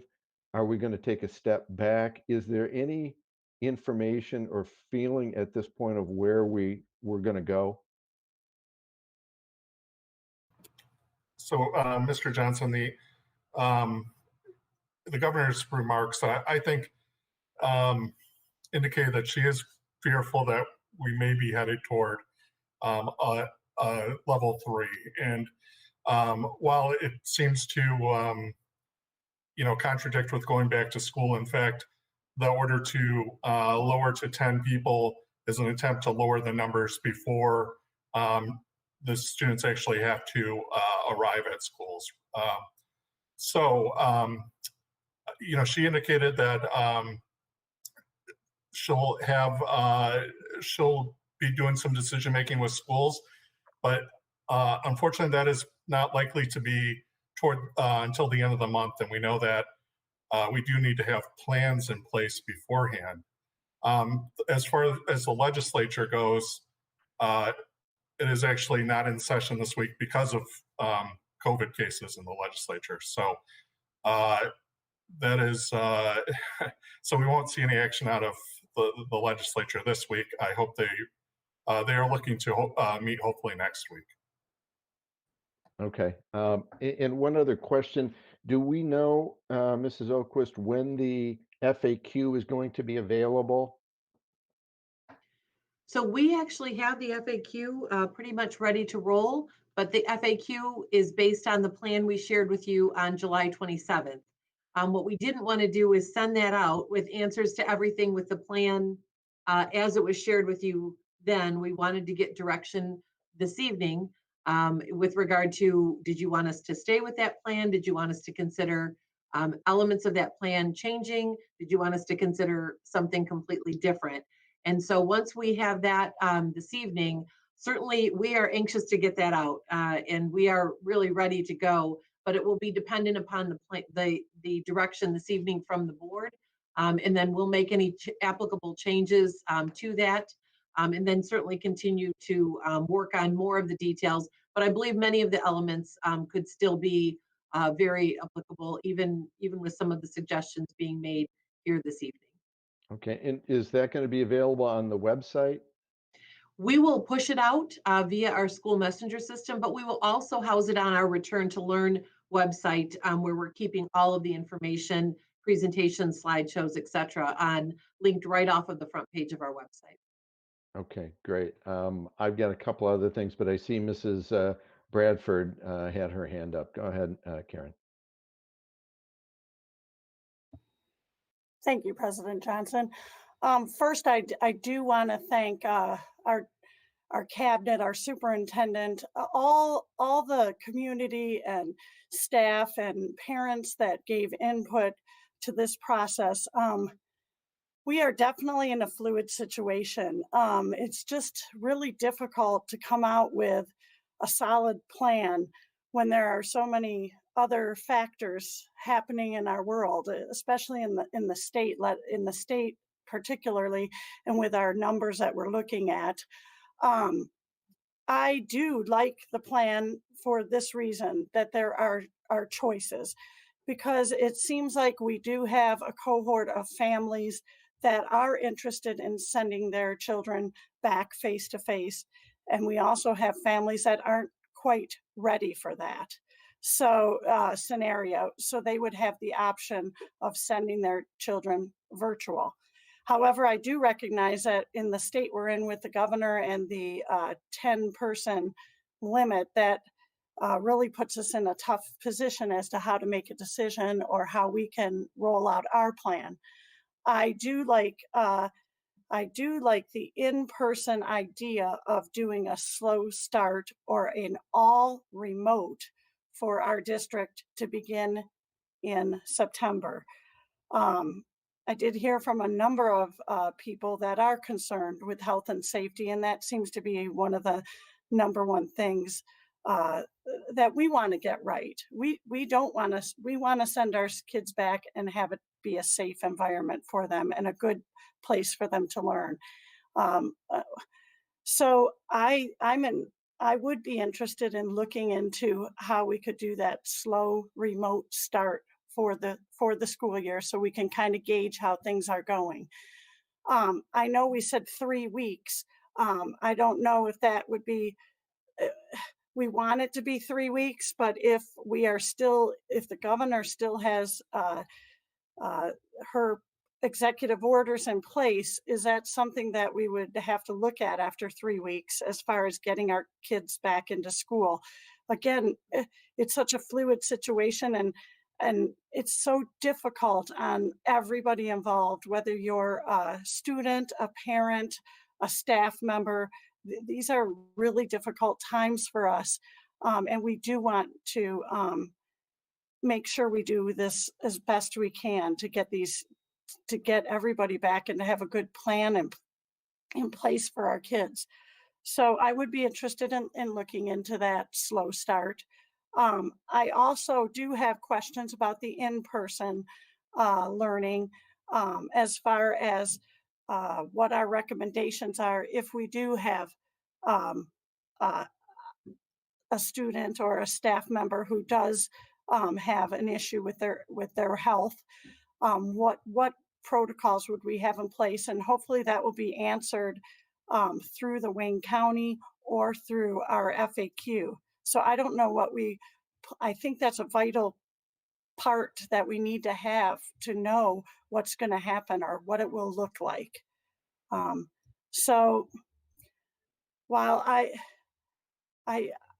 at this point, I want to let people know that we are listening and we are in a very difficult position here to make a decision. And whether you pick either decision or how we go about this, there will be issues with both of them, and that we have to be resilient, we have to be graceful, and we have to be ready to make changes. Everybody's going to have to make a change, or it's not going to be perfect, but I think we can do a good job trying to have choice. I think it's important for that. So those are one of my things that I just wanted to bring up. So thank you.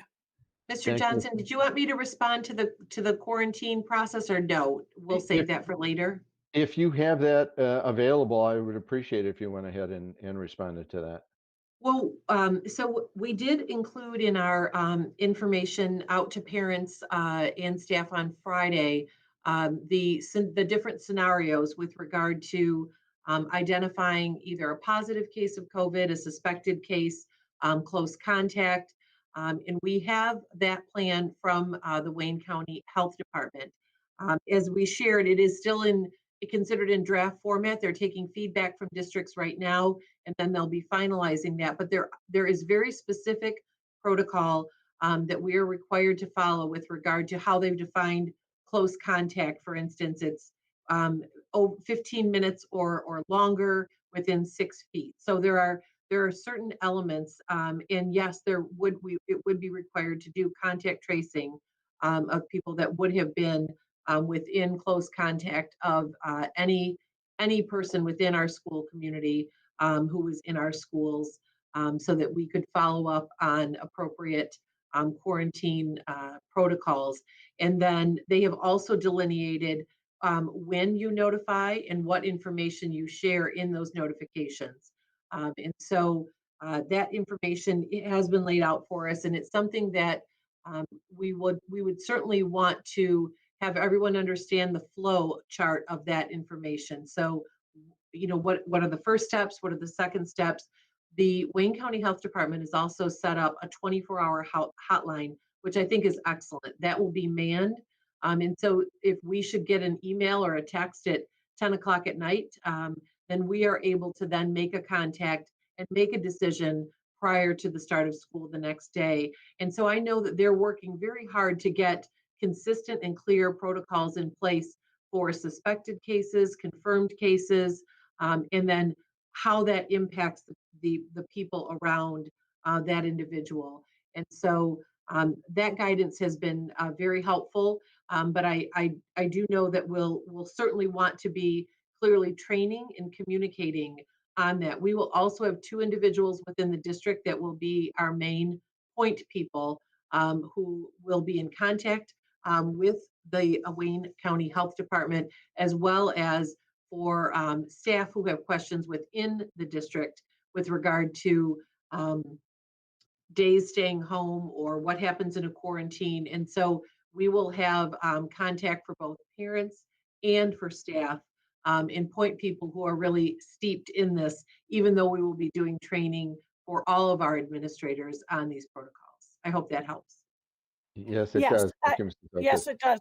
I do have one other question regarding that. I know there was a lot of comments about the health and safety and our protocols in coming to the school, and I would personally like to see maybe some temperature checks. I don't know if that's possible to do, but I know that's a lot of kids coming in. I don't know how we would do that, but that might be something that we would want to look into to make sure, we want our parents to do that for sure, first and foremost, but sometimes with our children, they don't say anything to their parents that they don't feel well till they come to school. So it would be very helpful for maybe to have some those types of safeguards on hand, so that we could take a quick temp of a child and then be able to deal with that quickly and swiftly if they come into the buildings when they come in during the day. I don't know what that would look like, but I think that would be a better one piece of the puzzle that might be more helpful for parents. And we've definitely begun to discuss that protocol, because that is something that was brought up to us by both parents and staff and our administrators. And so initially, We took a look at the screening protocols required by Wayne County. It was not included in there because it's actually part of the home protocol, but there was a desire for us to have that additional measure.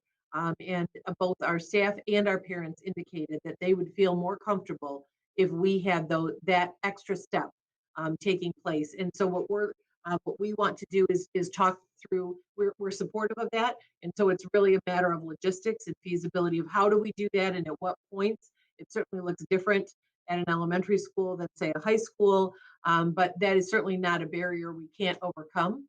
And so that was something along with taking a look at additional support for the cleaning protocols and how to best do that, and the possibility of adding some additional support there. So those are a couple of elements, really, regardless of the plan, that we want to take a look at and bring back to the board recommendations, because as you know, we are able to be more stringent than the guidelines. We're just not able to have lesser guidelines than they've laid out for us.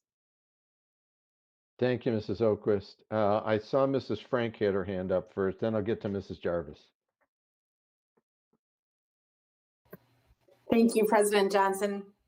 I just wanted to thank everyone for their feedback, for their interest, and for their engagement in this. This is such a priority for our community. This is important not only to teachers and parents and staff, it is important to our whole Livonia community. And what we are deciding here has a big impact on our community. And so I just wanted to say thank you to everyone who is engaged in this. I think all of the committee members who worked on this summer. It has been a long process and things are constantly changing. So things don't look the same they do as they did back when we first started this back in June. A couple of things I just wanted to start off. I just wanted to read a portion of an email that one of our amazing administrators sent out. And she said, "There's nothing simple about trying to find the best ways to return our students to learning at this time. Sometimes the things we want or think are so set in stone that it prevents us from seeing the possibilities of other ideas. There are no perfect solutions. Every option has positive and negative elements. What we do with the negative elements will be what defines us or separates us. We will all have to make compromises to our personal vision of the ideal option." And I just think that that's so important. As we're taking feedback, so many of us got phone calls from a staff member saying, I'm scared to go back to the classroom, to be in a class of 25 people.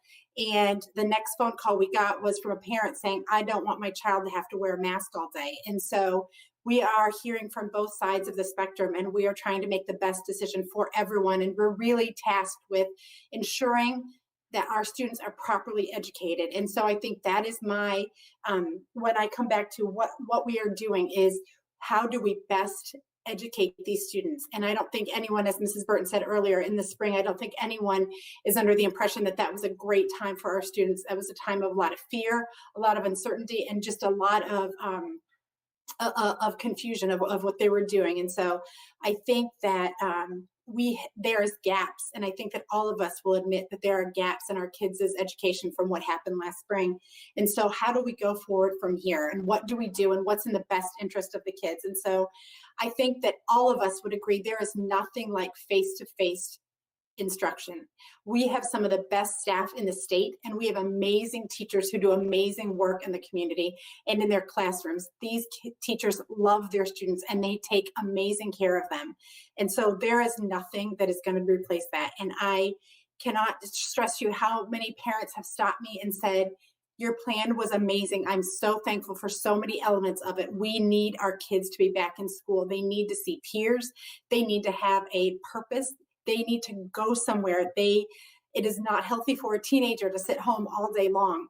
And so I am cognizant of those areas of feedback. And I appreciate those people who have contacted us and said, thank you, we love the plan. And I am so appreciative of that. I just want to say a couple things, and Mrs. Oquist, I know this is on your FAQ, but I've just heard it repeated several times, so I'm just going to say a couple of things in regards to if you choose virtual option, Livonia virtual. People are saying you won't be able to go back to your home school the following year. That is not true, Mrs. Oquist. Is that correct? If you switch mid-semester, we cannot guarantee because we've already done staffing for the year. If you are a Hoover student who chooses Livonia virtual, but then at the semester you want to go back to school in person, we cannot guarantee you'll go to Hoover. But but the following year you would be back in your homeschool count. Is that correct, Mrs. Oquist? That is correct. And it would certainly be our desire to get everyone back into their homeschool from the get-go. And Yes. so that we believe in the overwhelming majority of cases, we would be able to do that at that transition point. Okay. However, not knowing if we're going to have move-ins and what may happen, we want to just put out that caveat. Without question, their spot is held for the remaining year, and the same goes for students in any program. Our magnet programs, our school, any of our schools, etc. They absolutely would not lose their spot if they chose to go to Livonia virtual. Thank you. My second comment is on class sizes. I heard a lot of feedback on when we talk about reducing class sizes, we're only relying on those kids that choose Livonia virtual, and that is also I'm not correct, because what we're doing is we have added staff to reduce class sizes. So there will be twofold in terms of the reduction of class sizes. The students who choose Livonia virtual will take numbers out of the classroom, but also we've added staff to reduce the class size in some areas. We weren't able to reduce every class, and I think as a parent, I would love to see us go to 14 kids per class. That would be if I had everything I wanted, is that my kids could go back to school with 14 kids per class. But I also want to share with our community that we are doing this without a budget. We still do not have, they have not set a budget for Livonia Public Schools or for any school in the state until next year. So I have heard so many people say there's so much allocated for education, and they're giving a lot of extra monies for education, but Michigan has not allocated those funds yet. So we still do not know how much money we have for next year. So in a perfect world, we could go down to 14, but the reality is we don't actually have the class or the space in our schools to do that. But I hear that is a wish list, and I wish that we could do that. But the present reality of our schools and the constraints of budget do not allow us to go to 14 kids per class so that everyone could be 6 feet apart. So with all of that being said, Mrs. Frank, just a clarification so that people don't misunderstand. We have passed a budget. We had to have our budget passed by June 30th. What you're referring to is we don't know what our revenue is going to be because the state has not given us that information. I just want to make sure the community doesn't get confused that we haven't passed our budget. Yes, thank you for that clarification, Mr. President Johnson. Yes, we did ours, but we have not seen what the state is going to give us in terms of a per pupil allowance or special education or any of that. So all of that being said, I guess,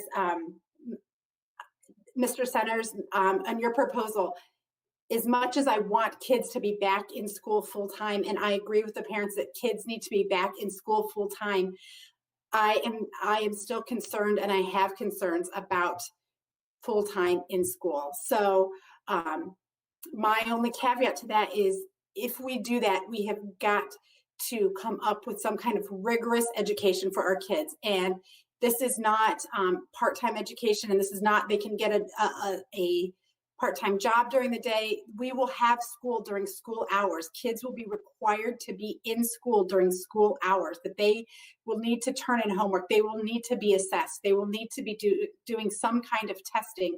And I know that's going to require some learning on our staff to be able to figure out how to do testing and change things. But the kids need to have some rigor. They need to be challenged. They need to have purpose, and that purpose comes from learning and growing. And when they're stagnant, it's not good for kids. And I mentioned teenagers earlier. I also think it's not good for the little ones to not continuing to be continuously challenged and read. And you're at level C in reading. Let's see if you can go to a D and an E and an F. Let's continue to grow.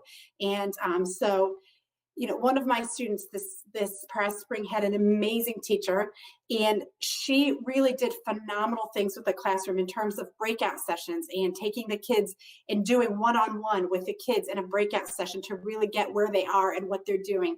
And so we can do amazing things. but I hear the parents, and I think all of us as a board hear the parents saying our kids need to go back to school. But where we are as a community right now, we are not allowed to gather more than 10 people in a room, and expecting our teachers to be in a classroom of 25 kids or 20 kids is hard for me to wrap my mind around, as much as I think the kids need to be back in school. So I guess that's what I want to say. And I also want to say one more thing, President Johnson, with your indulgence. These kids are our future. And when we're talking about, I don't have daycare and I don't know what to do with, these kids are the future of our country and they're the future of our city. And so when we're talking about this, I just want to remember they're kids and this has been hard for them. And so the decisions that we make tonight have lasting impact for these kids. And so I just don't want to, I know that none of us are taking this lightly, but I hear people saying, how could you make such an irrational decision?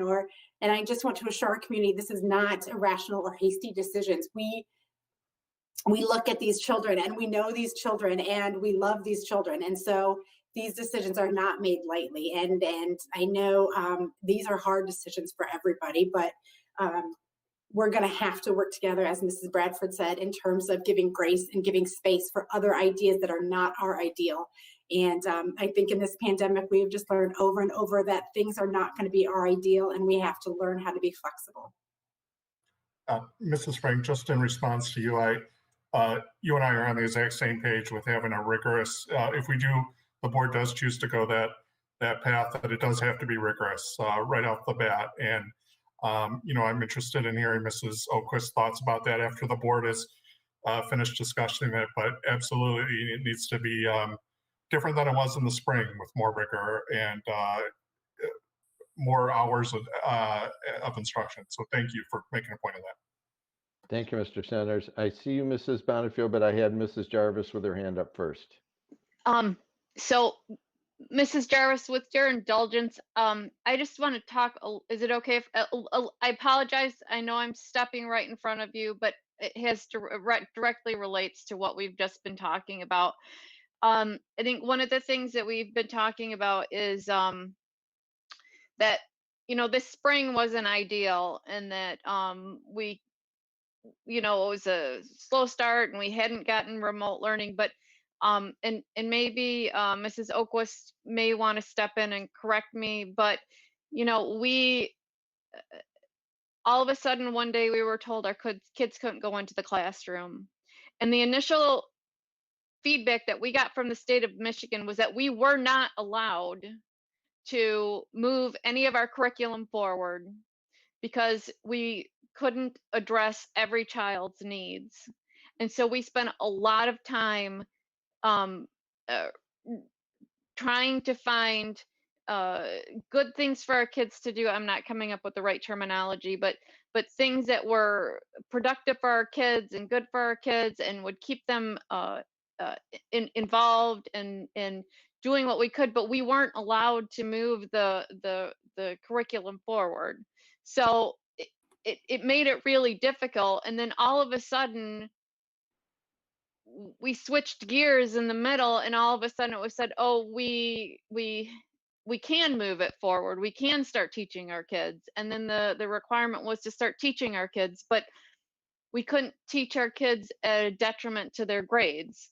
So I think I hate to see people making the comparison to, well, if I get what I got in the spring, it's not the diligent education that I'd like to see my kids get. But we're coming at this from a completely different angle where, we're starting. It's their education. It's a new year. It's their grade. It's their curriculum. We're moving forward. We're learning, and we're out of that kind of confusing information and different messages that I guess it wasn't confusing or different, but the different messages that we got are the different requirements that were set before us by the state of Michigan. And Mrs. Oquist, would you mind maybe filling us in a little bit so that it's probably a little less confusing than I'm saying? When we first were required to close our schools, but to continue learning, the direction initially was that we were able to provide enrichment learning activities and review activities for students. And that was based on an equal access policy that existed. Shortly after, once the continuity of learning plan template came out to each of the school districts, it required us to pivot and plan for new instruction to be added to those review and enrichment activities. And so really post spring break through the end of the year, we moved to including new instructional elements to the plans that were taking place for each of our students in our classrooms. Thank you, Mrs. Oquist. Mrs. Jarvis, thank you for your indulgence. My pleasure. Thank you, President Johnson. And firstly, I'd like to say thank you to everyone in our community who inundated our email boxes and made phone calls and text messages. I apologize. I lost count at 60, and that was many days ago. I was trying to write back to some of the people who specifically wrote to me, and I apologize again. 24 hours in the day would not have been enough. I appreciate your input. I appreciate you sharing your concerns. There's a sort of a vulnerability that comes with expressing your fears and your concerns, and we don't take that lightly. I also want to thank the cabinet for responding to the community's concerns. Talk about hustling. You guys are amazing. So thank you for that. I know that you're still working on this. This is a big job. This is a big concern. We have never seen anything like this, and we probably never will again, I hope. So it's a Herculean task, but you guys seem to be up for it. As far as Mr. Center's recommendation for Safe Start, or I guess it's Safer Start, I like it.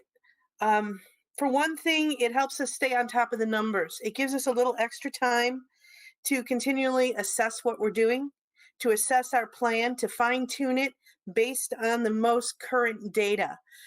One of the things that makes me a little bit nervous is starting a plan in September with data that we had in June. We've had a lot of things happen just this week. So the opportunity to fine tune our plan, to hone it and make it more effective for our entire community, that's a wonderful opportunity for us. It gives us time also to figure out how we're going to transition from the Safer Start to actual learning. We might want to adjust how we make that transition, perhaps do it in phases. Someone mentioned Dexter Community, and I understand that they're making their transition in as many as 5 different phases. That might be worth looking into, at least to learn something. I also like the opportunity to have those extra weeks with the teachers in their classrooms in a safe environment. If they don't have a classroom full of students, then their exposure is dramatically lessened. And I have a feeling that a lot of them would feel much more comfortable and happier to be where they love to be. Even though the classrooms may not look the same, it gives everybody an opportunity to get acclimated. It would give us extra time to train our staff. They're going to be doing a lot of different things this year, things they've never done before. They're going to have responsibilities they've never had before. And to have the time in the classroom for collaboration, for learning, for training, to work with other staff in their school and figure out who's doing what and how it's all going to work, that's invaluable. And also, finally, if the governor does decide to roll us back, for goodness sake, we'll be ready. We'll already be there. We'll know how to do this. We will have the system in place. We won't have to scramble. And then if we do get moved forward, if the governor moves us up to stage 5, we'll be ready for that too. We've got the plan. It's a great plan. It's just not a great stage 4 plan. But it is a really good plan to have ready for when we do transition back to the classroom. The questions I have, firstly, will the decision window be extended? Since I know a lot of our families were planning on making that decision starting on the 4th through, I think it was through the 10th. Is that going to be extended since we're not voting on this tonight? I'm sure that they would like to have as much time to think about it as we've had to think about it. Also, since if we do the Safer Start program, and we start out with 3 weeks or so of the online learning, the virtual learning, will we have two opportunities then for parents to make their choices? One at the end of the 3-week period, assuming they've already made their choice during the window, will they have an opportunity to revise that choice at the end of the Safer Start, and then again at the end of their natural semester or trimester? We had definitely talked about the possibility of changing either direction at the end of the semester or trimester. But if we're going to have a Safer Start period where everyone is working from home, if someone had elected to go back to school, but decides that because of the way the numbers are looking or because of the way their child is learning, that they'd like to continue virtual for the rest of at least that semester, will they have that opportunity to switch gears? And I have to say switch gears because I promised someone I would not use the word pivot. And my final question is if Mrs. Oquist would be so kind as to review the equipment and the procedures that we have in place for cleaning. I'm hearing a lot of people who are concerned about the cleaning time for 5 minutes between classes and how that would ever be enough. And I'd like to have those people reassured. And that's all. Thank you. Thank you, Mrs. Okay, Stark. I'm going to try to remember all of those questions. I think the first question was related to the timeline for signing up and committing to Livonia Virtual. So it is slated to open tomorrow. We believe we'd like to still open that tomorrow. However, you've asked us to modify the plan, which certainly we are open to doing. We would be bringing that back to you for your consideration and vote next Monday. So I think it would be prudent to not have the commitment window close on Monday, so that our community and our parents have an opportunity to hear the information, understand what are you referring it now as Safer Start September would include. So we'll certainly want to do some work this week in collaboration with some of our staff and some of our administrative team and some of our union leadership colleagues to be talking through each of these pieces. They've been an important part of all of our work throughout this process. And so we would want to get that back out to you and for you to vote on Monday. And so we'd like to probably extend the window a day or two past that, rather than close it the same day before our community has a chance to hear an updated plan based on the feedback you're giving us tonight. We would not be able to go much further than that. And what I will say is this is an extraordinarily complex staffing process to staff 2 different programs in this period of time. Normally, we would have that process fully completed and schedules just about done. So we are really going to start back at ground zero for all of our student schedules based on the choice of Livonia Virtual. So we really wouldn't want to extend that much further out next week because we will need to recode all of those students into Livonia Virtual. We will staff accordingly, and then we will staff accordingly in all of our other classes. So what I would say is we have that point of entry and we have a point of entry at the semester time. I would say that it would be difficult to reshuffle all staff again 3 or 4 weeks into the school year. And so what we could certainly do is let parents know if there are classes or availability for certain grade levels or for certain courses. We may be able to do something of that nature if people were interested. But in all likelihood, we would not open another window a few weeks into the school year because we really do need to set our staffing. We have said that we would be utilizing experienced LPS teachers for Livonia Virtual. And so we will have teachers in that program and then certainly teachers in all of our other classrooms. But to reshuffle that in early October would be really not feasible. Okay. Thank you, Mrs. Oquist. Mrs. Burton, I saw you had your hand up. Sorry, thank you. I'm absolutely in favor of the plan that we have right now. I mean, I like, meaning that I like our Safer Start amendment to it. But the nuts and bolts of the plan that we rolled out, meaning having a virtual option and an in-person option, I've gotten a lot of response back from families that almost all of our families have been really happy with having the two choices.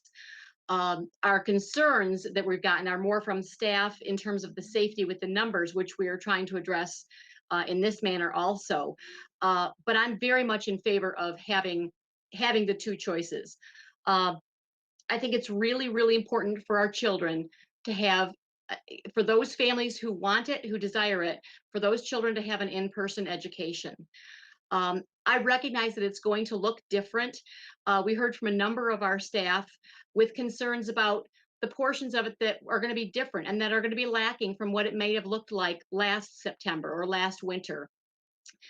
But as we know right now, through living through this last 6 months, we may not be able to run into a friend or see a neighbor from across the street. We may not go up and give one another a hug like we used to, but we still experience the joy of being together.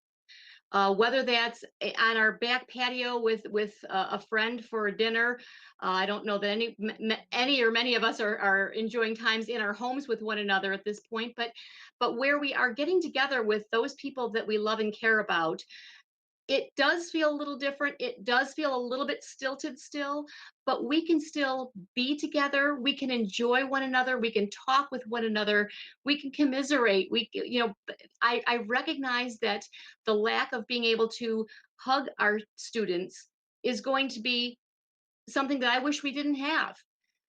But I'll take being able to be with our students and love them and converse with them and have relationships with them, even if it's 50 or 75% of as good as it could have been, versus we're all home and we don't have any of that relationship that we still had. Likewise, as an adult, I want that. I want my relationships to be able to go back exactly the way they were. They can't yet today, but I'll take every piece of it that I can get.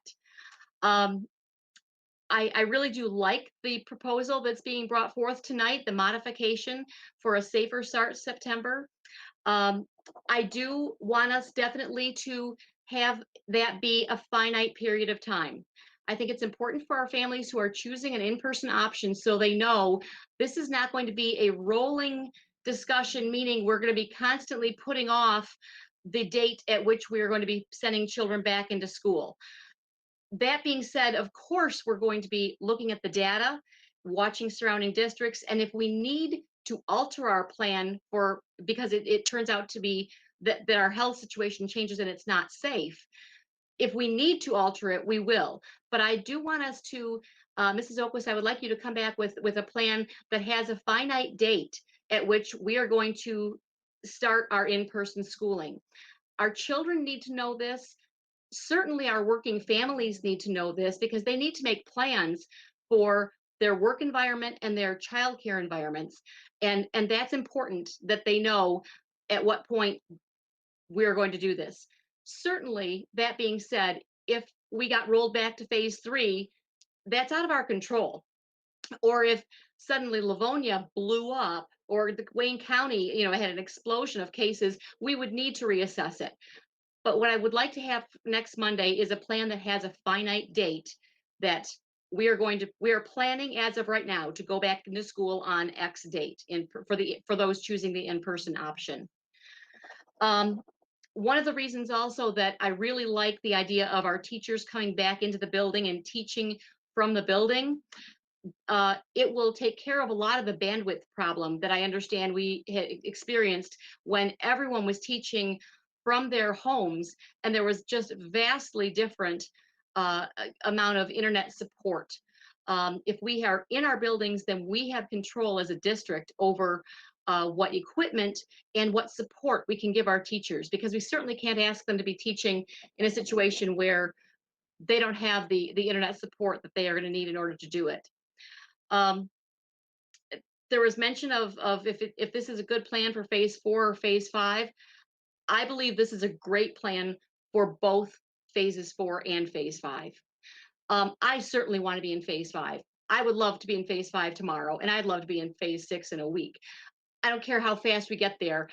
This plan has solid bones for our families to make choices for what works best to educate their children now in phase 4 or phase 5, because we're going to be in these phases for a while. We know that.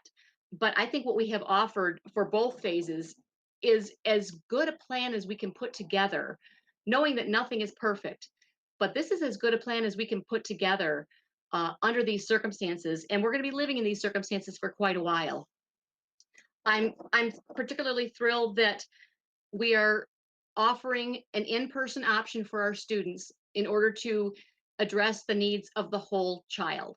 Social emotionally rather, children as much as adults need that interaction.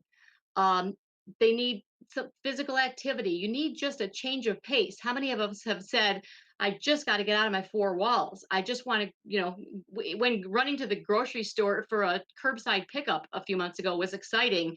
We need a change of pace in life. So do our students. For some of our highest need students, this has an added level of need. Some of our students, their most nutritious meals that they have access to are in school.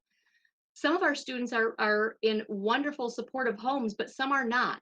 For some of our students, the most supportive environment they have is in our school. I want to get back to offering as many students as we possibly can that experience as soon as possible. But recognizing the needs of the whole child, it's definitely safety. But it's also mental and emotional health safety. We've seen domestic violence cases go up, you know, nationwide. I would only suppose that therefore poor child situations are likely also going up. But looking at the needs of the whole child, their physical health, their mental, emotional health, their social well-being, their nutrition well-being, the economic fallout into our community with their parents who need to go back to work, but we've got a situation that's just not conducive here. I think it's best for the whole child and for these families if we can put this plan into action. And at the same time, there are many families, for whatever reason, that's not the best choice. There are a lot of valid reasons that they have home situations where they have serious health situations going on, or the child themselves is better off in a remote learning situation. I'm really glad that we have this plan that offers both, so that we have an offering for whichever our families need. I was listening, like everybody who's in this call, and probably almost everybody who's listening to this meeting, we've been devouring as much information as we possibly can. One thing that really came to light, Dr. Fauci, among a lot of other medical professionals, has recommended that we get children back into school as much as possible. And this was an interesting caveat, looking specifically at the safety in that specific community. When I heard with that community, it really intrigued me. And I looked at not only Michigan, but then I delved down to Wayne County, and then I delved down to Livonia. Livonia COVID cases have been completely stable since the end of May.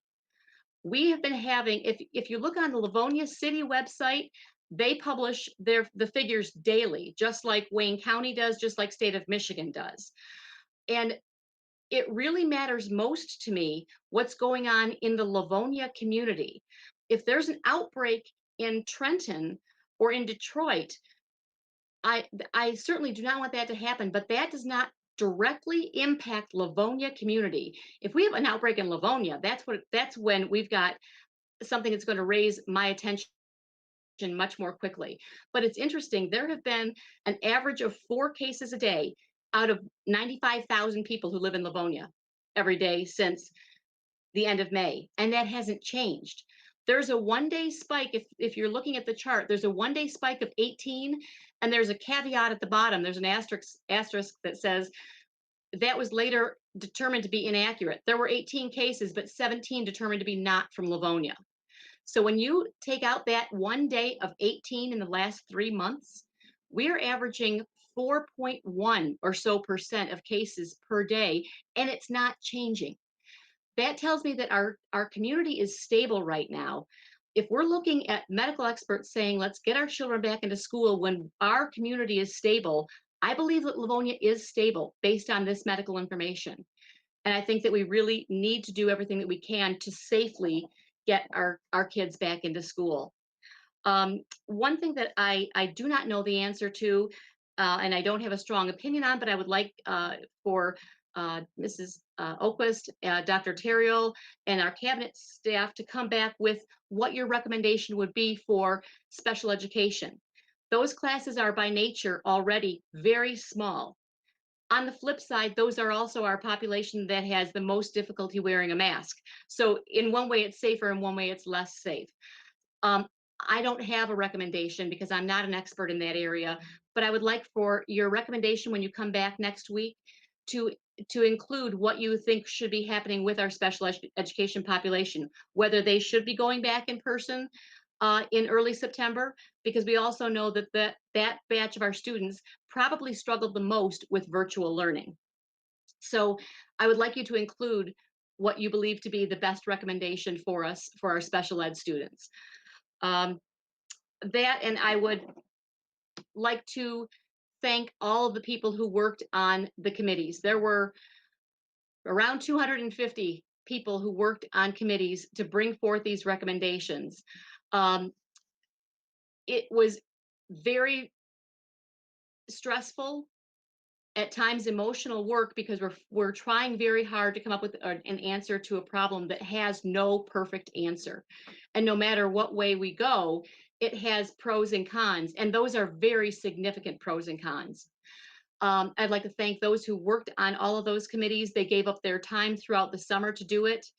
I would like for our community to please be gracious to those who worked so hard to bring forth the best that they could in an unprecedented situation.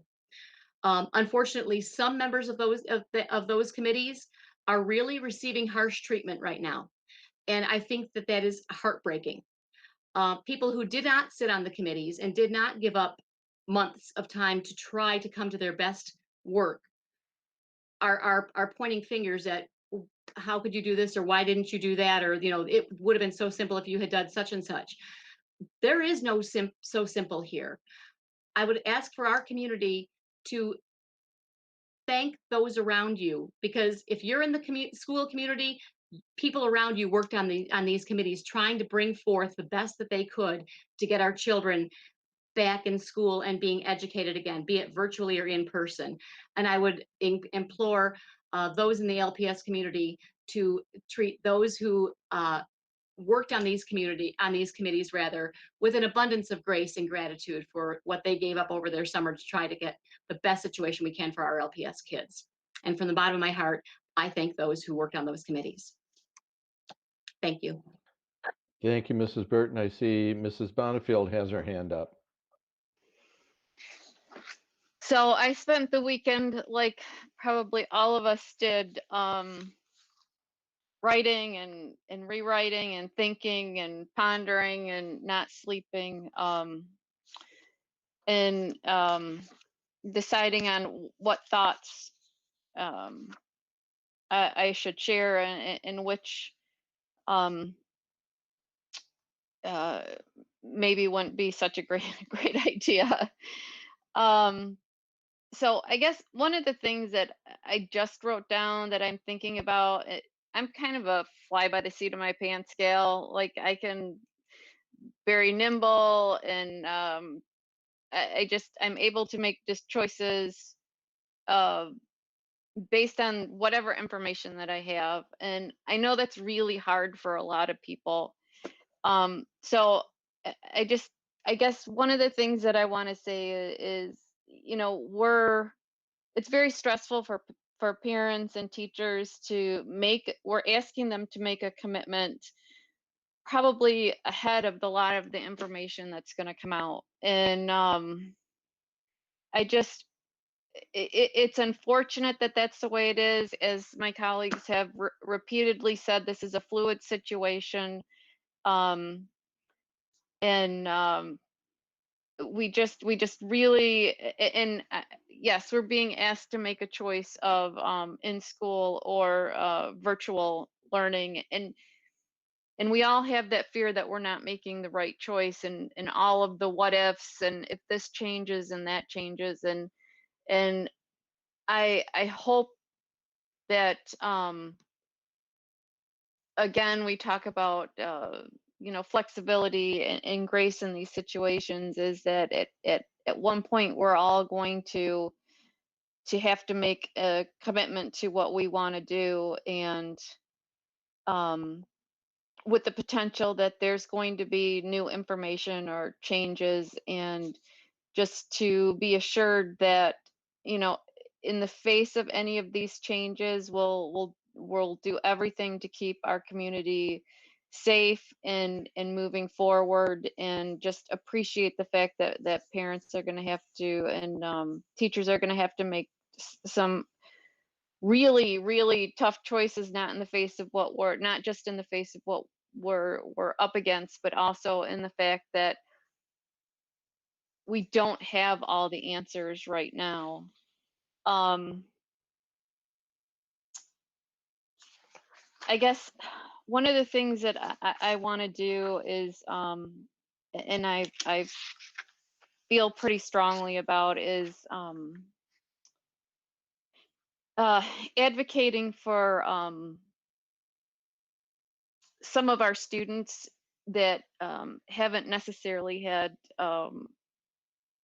their voices heard. And I'm not always good at expressing myself, so I'm going to read this from the CDC because I think it really gets to what I'm trying to get at, and it's worded very nicely. So this is from an article that the CDC updated on July 23rd. And the article reads, "The lack of in-person education options disproportionately harms low-income and minority children and those living with disabilities.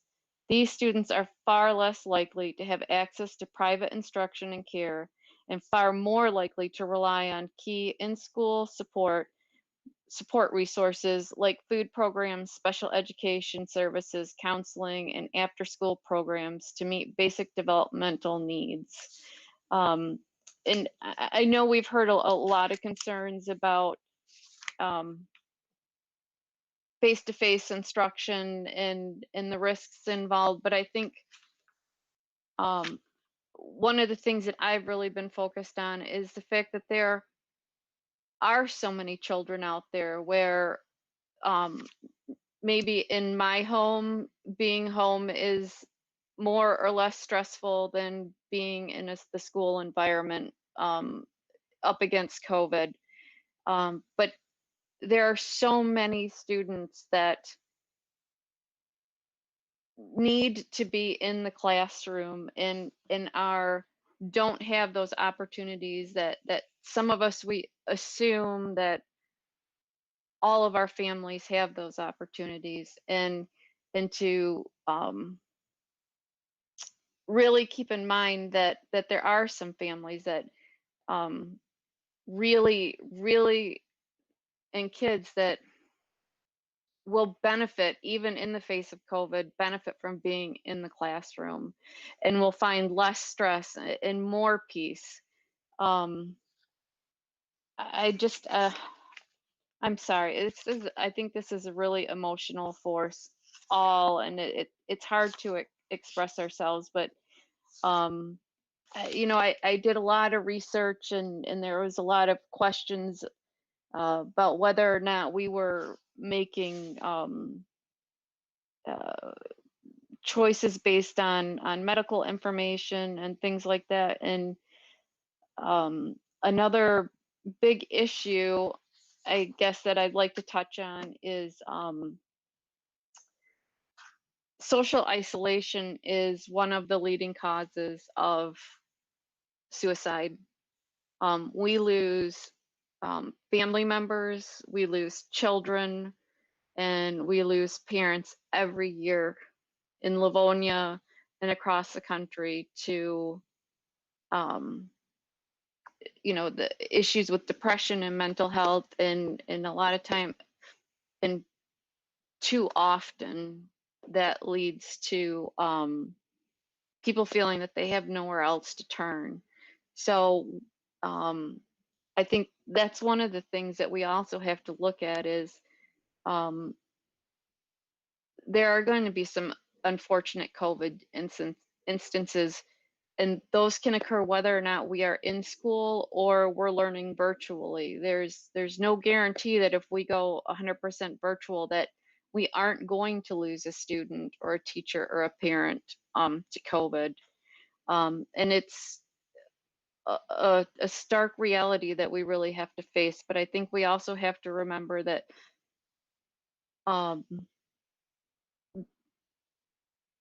that there are other severe impacts that we're going to find with our kids and our families that we need to take into consideration, and just be really cognizant that not every family is like our family or our neighbor's family. Personally, for me, I have one kid that I probably could have gotten away with virtual school with. I have another kid that absolutely it wouldn't have worked with, and there would. So those are my comments. I'm sorry, just I had a lot going on, and there's so much that I'm feeling and want to talk about. And I know my colleagues were much more elegant about their words, but I guess that's a little bit where I'm coming from on this. Thank you, Mrs. Bonnefield. I think your comments are well taken. I saw Mrs. Bradford first. Thank you, President Johnson. While I do agree with Colleen and my constituents about this plan, I do like the plan. I really do like the Safer Start initiative there where we're all remote. I do agree with Colleen that I want the kids back in school more than anybody does, just as much as everybody does. But I think we still need, and I agree, we need to look at numbers in our community and where we're at in our spot. I would like to see a hard cap start date, but I still think we have to be fluid enough when we get to that date. If there's still a lot happening in our community, or if there's things going on, we need to be able to maybe be flexible on that. I get what Colleen's saying. These kids want to go back, our parents, and they need a plan. And I do think we have that plan. We want to do an in-person program, no doubt. But I still think it's fluid. It has to be fluid. We can't, I don't know that in 3 weeks we can totally say in that third week of September, that's going to be the safest thing for our teachers and our families. So that's where I think we need to be nimble. We need to be able to make some decisions. It's not going to be easy. But I think our plan and I think we need to move ahead. I do think we have families that already have made up their mind, and I want all virtual. But I also think our families might choose, I want my kids to go back, but we want our district to make sure we're safe. And so I just want to make sure that we know that we want the safety protocols in place as best as we can to our ability. And I think that comes with, this is exactly why we're not voting tonight, because we don't know what's happening. So we need to gather more information. And I think that's really smart of our community and of us to gather the information. The FAQ that cabinet and superintendent comes out with is going to be imperative for our parents in order to make the decisions that they want to make. So that's just my 2 cents. I think I agree with everything Colleen says. But I do need to know, we have this 3-week softer start, remote start. We can't definitively say that we're all going to go in. I don't know how we'd be able to do that. Yes, we want to let our parents know that is our plan. That week in October, we want to get back, but we don't know what's happening day to day, and we don't know what's happening with the virus. And so I just want to throw the 2 cents in about that. I want our staff to know that we're behind them, and I know we are, and I know Colleen knows that too, and we all know it. But I want us to be able to make sure that everybody feels safe to get back to school. And I think the plan is a good plan. I think we're on the right track, but I do think we have to be able to be nimble. Thank you, Mrs. Bradford. Mrs. Frank.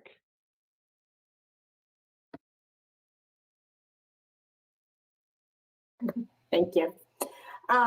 I agree, Mrs. Bradford. I think the thing about an October 1st or whatever date we set, I think the piece of that is if everything stays the same, if we don't have spikes. So I think that we have to set a target instead of just keep moving the goals post and saying, well, when there's no cases, or I think there needs to be a target of October 1st, unless there is a significant spike, unless there is something else that we are not seeing. So I think that there needs to be like Mrs. Burton said, a target date so we know what we're aiming for. So these teachers have a date, like somebody said earlier, enough time to plan for their daycare, enough time to plan October 1st, or whatever, I'm not saying that, whatever the date is, that they know we're going back in person, unless there's a significant spike, unless we're back to phase 3, unless something else happens. But I think that in order for us to plan and prepare, we need to have something. Of course, we need to be fluid. Of course, we need to be nimble to, if there's another spike, we're not going to be able to hit that. But I think to just say, we'll just keep evaluating it is not fair to the teachers, the parents, or the students to just keep saying we're going to reevaluate it. So I think that that's important.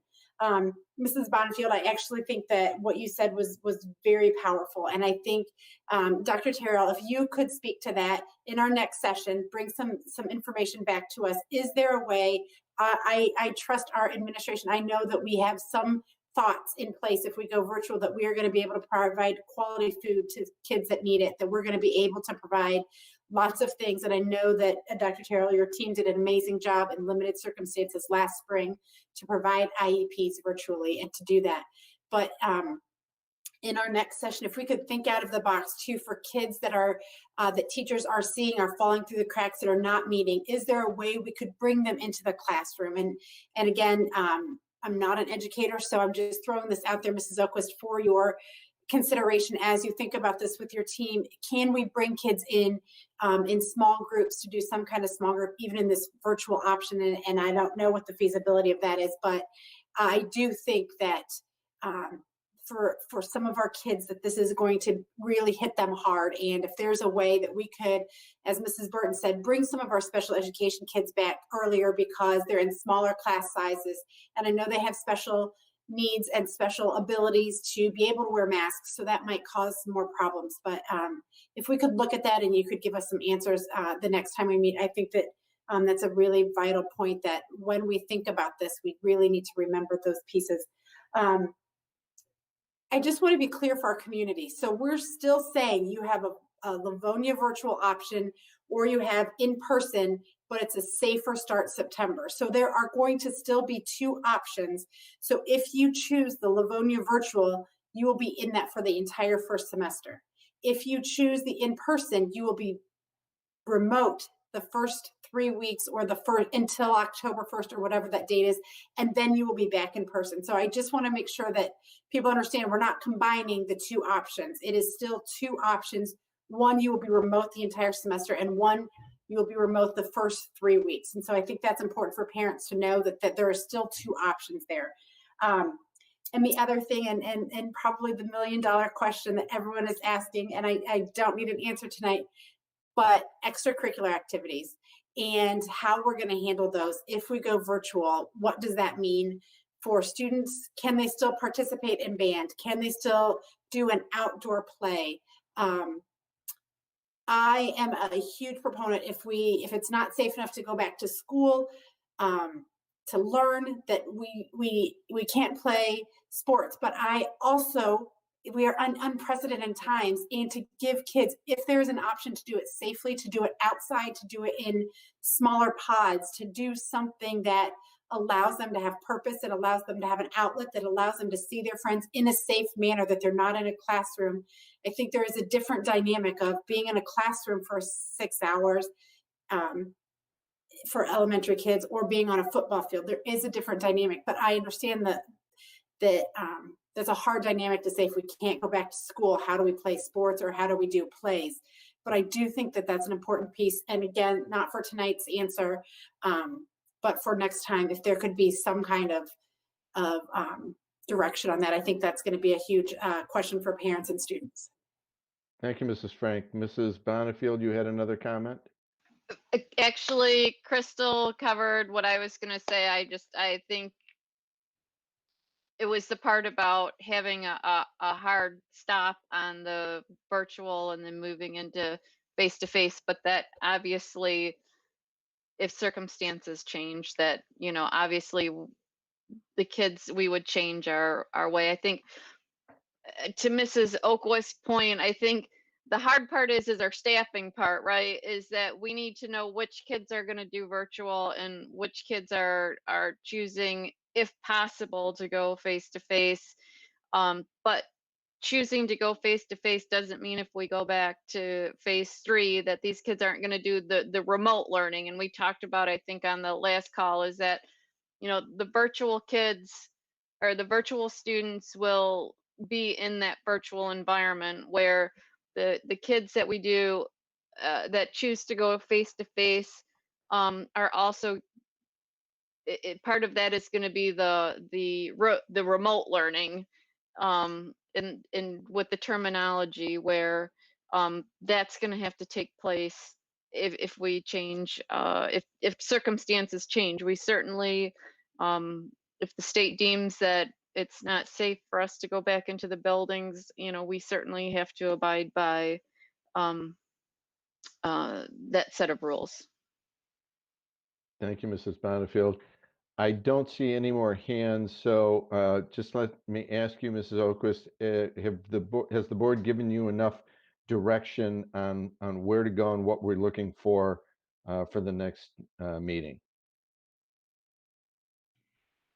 Yes, but you'll not be surprised that I'd like to summarize to be sure that I've captured all of the key points that you've shared. Absolutely. Essentially, I think it reflects something that we heard a few times last week, which is feedback that this is a great plan. It's not the right time for that plan, and so I'm feeling maybe that same sense from the board that that you would like the start of the plan to look different.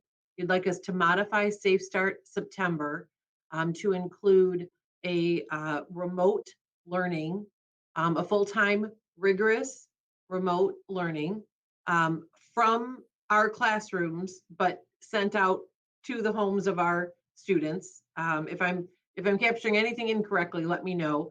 That would include an opportunity for our learners to engage with their curriculum, with their teachers, with their classmates in a rich and rigorous way. But also you would like us to be certain that we have a method to meet the social emotional needs of our students during that time, perhaps even some of the academic support needs, the food and nutrition needs of our children, that you want us to include in our plan back to you, elements of how we would do that if we were not starting school in person on September 8th. You would like a response with regard to our recommendations related to extracurricular activities and how that would take place during that remote learning time, and how we would look to best meet the needs of our special education population during that time as well. You had also discussed having a recommended finite end period, knowing that there are certain metrics that you would like us to consider in a decision to return. So to let you know, one of the discussions that I've been having with fellow superintendents across Western Wayne County, really and across the Tri-County area, is really looking to determine if there are specific metrics that should be utilized, especially during this phase 4 period. And so that is something that I'd like to continue to explore. And if we have a recommendation to you with specific metrics, I'd like to have that opportunity to discuss that and recommend that. Because I certainly think that that's something that's going to be important as we close out that remote learning period to determine the transition back into in-person learning. You would like us to continue to communicate to families on the Livonia virtual option, to extend that option by a couple of days, and to be sure that we have an FAQ that includes detailed information on both options so that parents can make an informed choice for their student in that commitment period. Let me see. I have captured if there's anything else in my notes. I think you have it. Okay. Great, thank you. And thank you to my colleagues for that very good discussion. I think we've given the administration some points to come back with us, some direction, and we look forward to receiving that information by next week. Thank you. Okay, we're now going to move on to item 4, which is the approval of Act 18 technology. And I'm going to need a motion. Would someone please make that motion? Anyone? President Johnson, if you will give me 1 minute. We all got out of our agendas, so we're all out of the agendas. Okay. Move that the Board of Education of the Livonia Public Schools School District approve the Act 18 technology purchase from CDWG and Apple Inc. in the amount of $102,247.15. Support. I had multiple voices. I heard the deep one of Mr. Centers. So we have a motion by Mrs. Frank, supported by Mr. Centers. And hello, Mrs. Smith. Thank you, President Johnson. This proposed purchase will provide technology equipment and programs such as computers, tablets, charging cards, and apps for our students enrolled in the countywide Act 18 special education program. This purchase will be fully funded by Wayne Resa through the Act 18 budget. Great. Questions or comments from the board? One question I have, Mrs. Smith, is this going to be used throughout our buildings, or is it pinpointed at one area? I can answer that, Mrs. Smith. So this item requested covers all of our Act 18 programs, President Johnson. So it would cover Roosevelt ASD, Coolidge ASD, Webster ASD, Frost ASD, Churchill ASD, our MOCI programs at Jackson, at Webster, as well as at Franklin, our Western Wayne Skills Center as well. Okay. And our BI program at Churchill that services Western Wayne County students. Great. Thank you, Dr. Terrell. Any questions, Mrs. Frank? Dr. Terrell, is this something that they could use remotely if we do this softer start, or these technology purchases are more of an in-person when they're actually at school? They're more in-person right now, but as soon as we are able to order and receive the technology and the board determines a plan, we would be able to look at what resources we have to support our students in person as well as a remote setting. Thank you. Thank you, Mrs. Frank. Any other questions or comments from the board? Seeing none, we have a motion by Mrs. Frank, supported by Mr. Centers. Mrs. Bonifield, would you take the roll, please? Mrs. Frank, Yes. Mr. Centers, Yes. Mrs. Burton, Yes. Mrs. Bradford, Yes. Mrs. Jarvis. Yes. Mrs. Bonifield says yes, and President Johnson. Yes, that motion carries. Thank you very much. Thank you. Good luck with all of that. All right, that then is going to bring us to the end of the agenda. But once again, I want to thank all of the cabinet, all of the team that has put in so much work on this. People generally don't see that, but I think the community, through the emails that we have received, certainly recognizes the enormous amount of time and effort that has gone in to presenting these plans. And we all certainly appreciate it. And we look forward to next week. So if there is no other business to be brought before the board tonight, then this meeting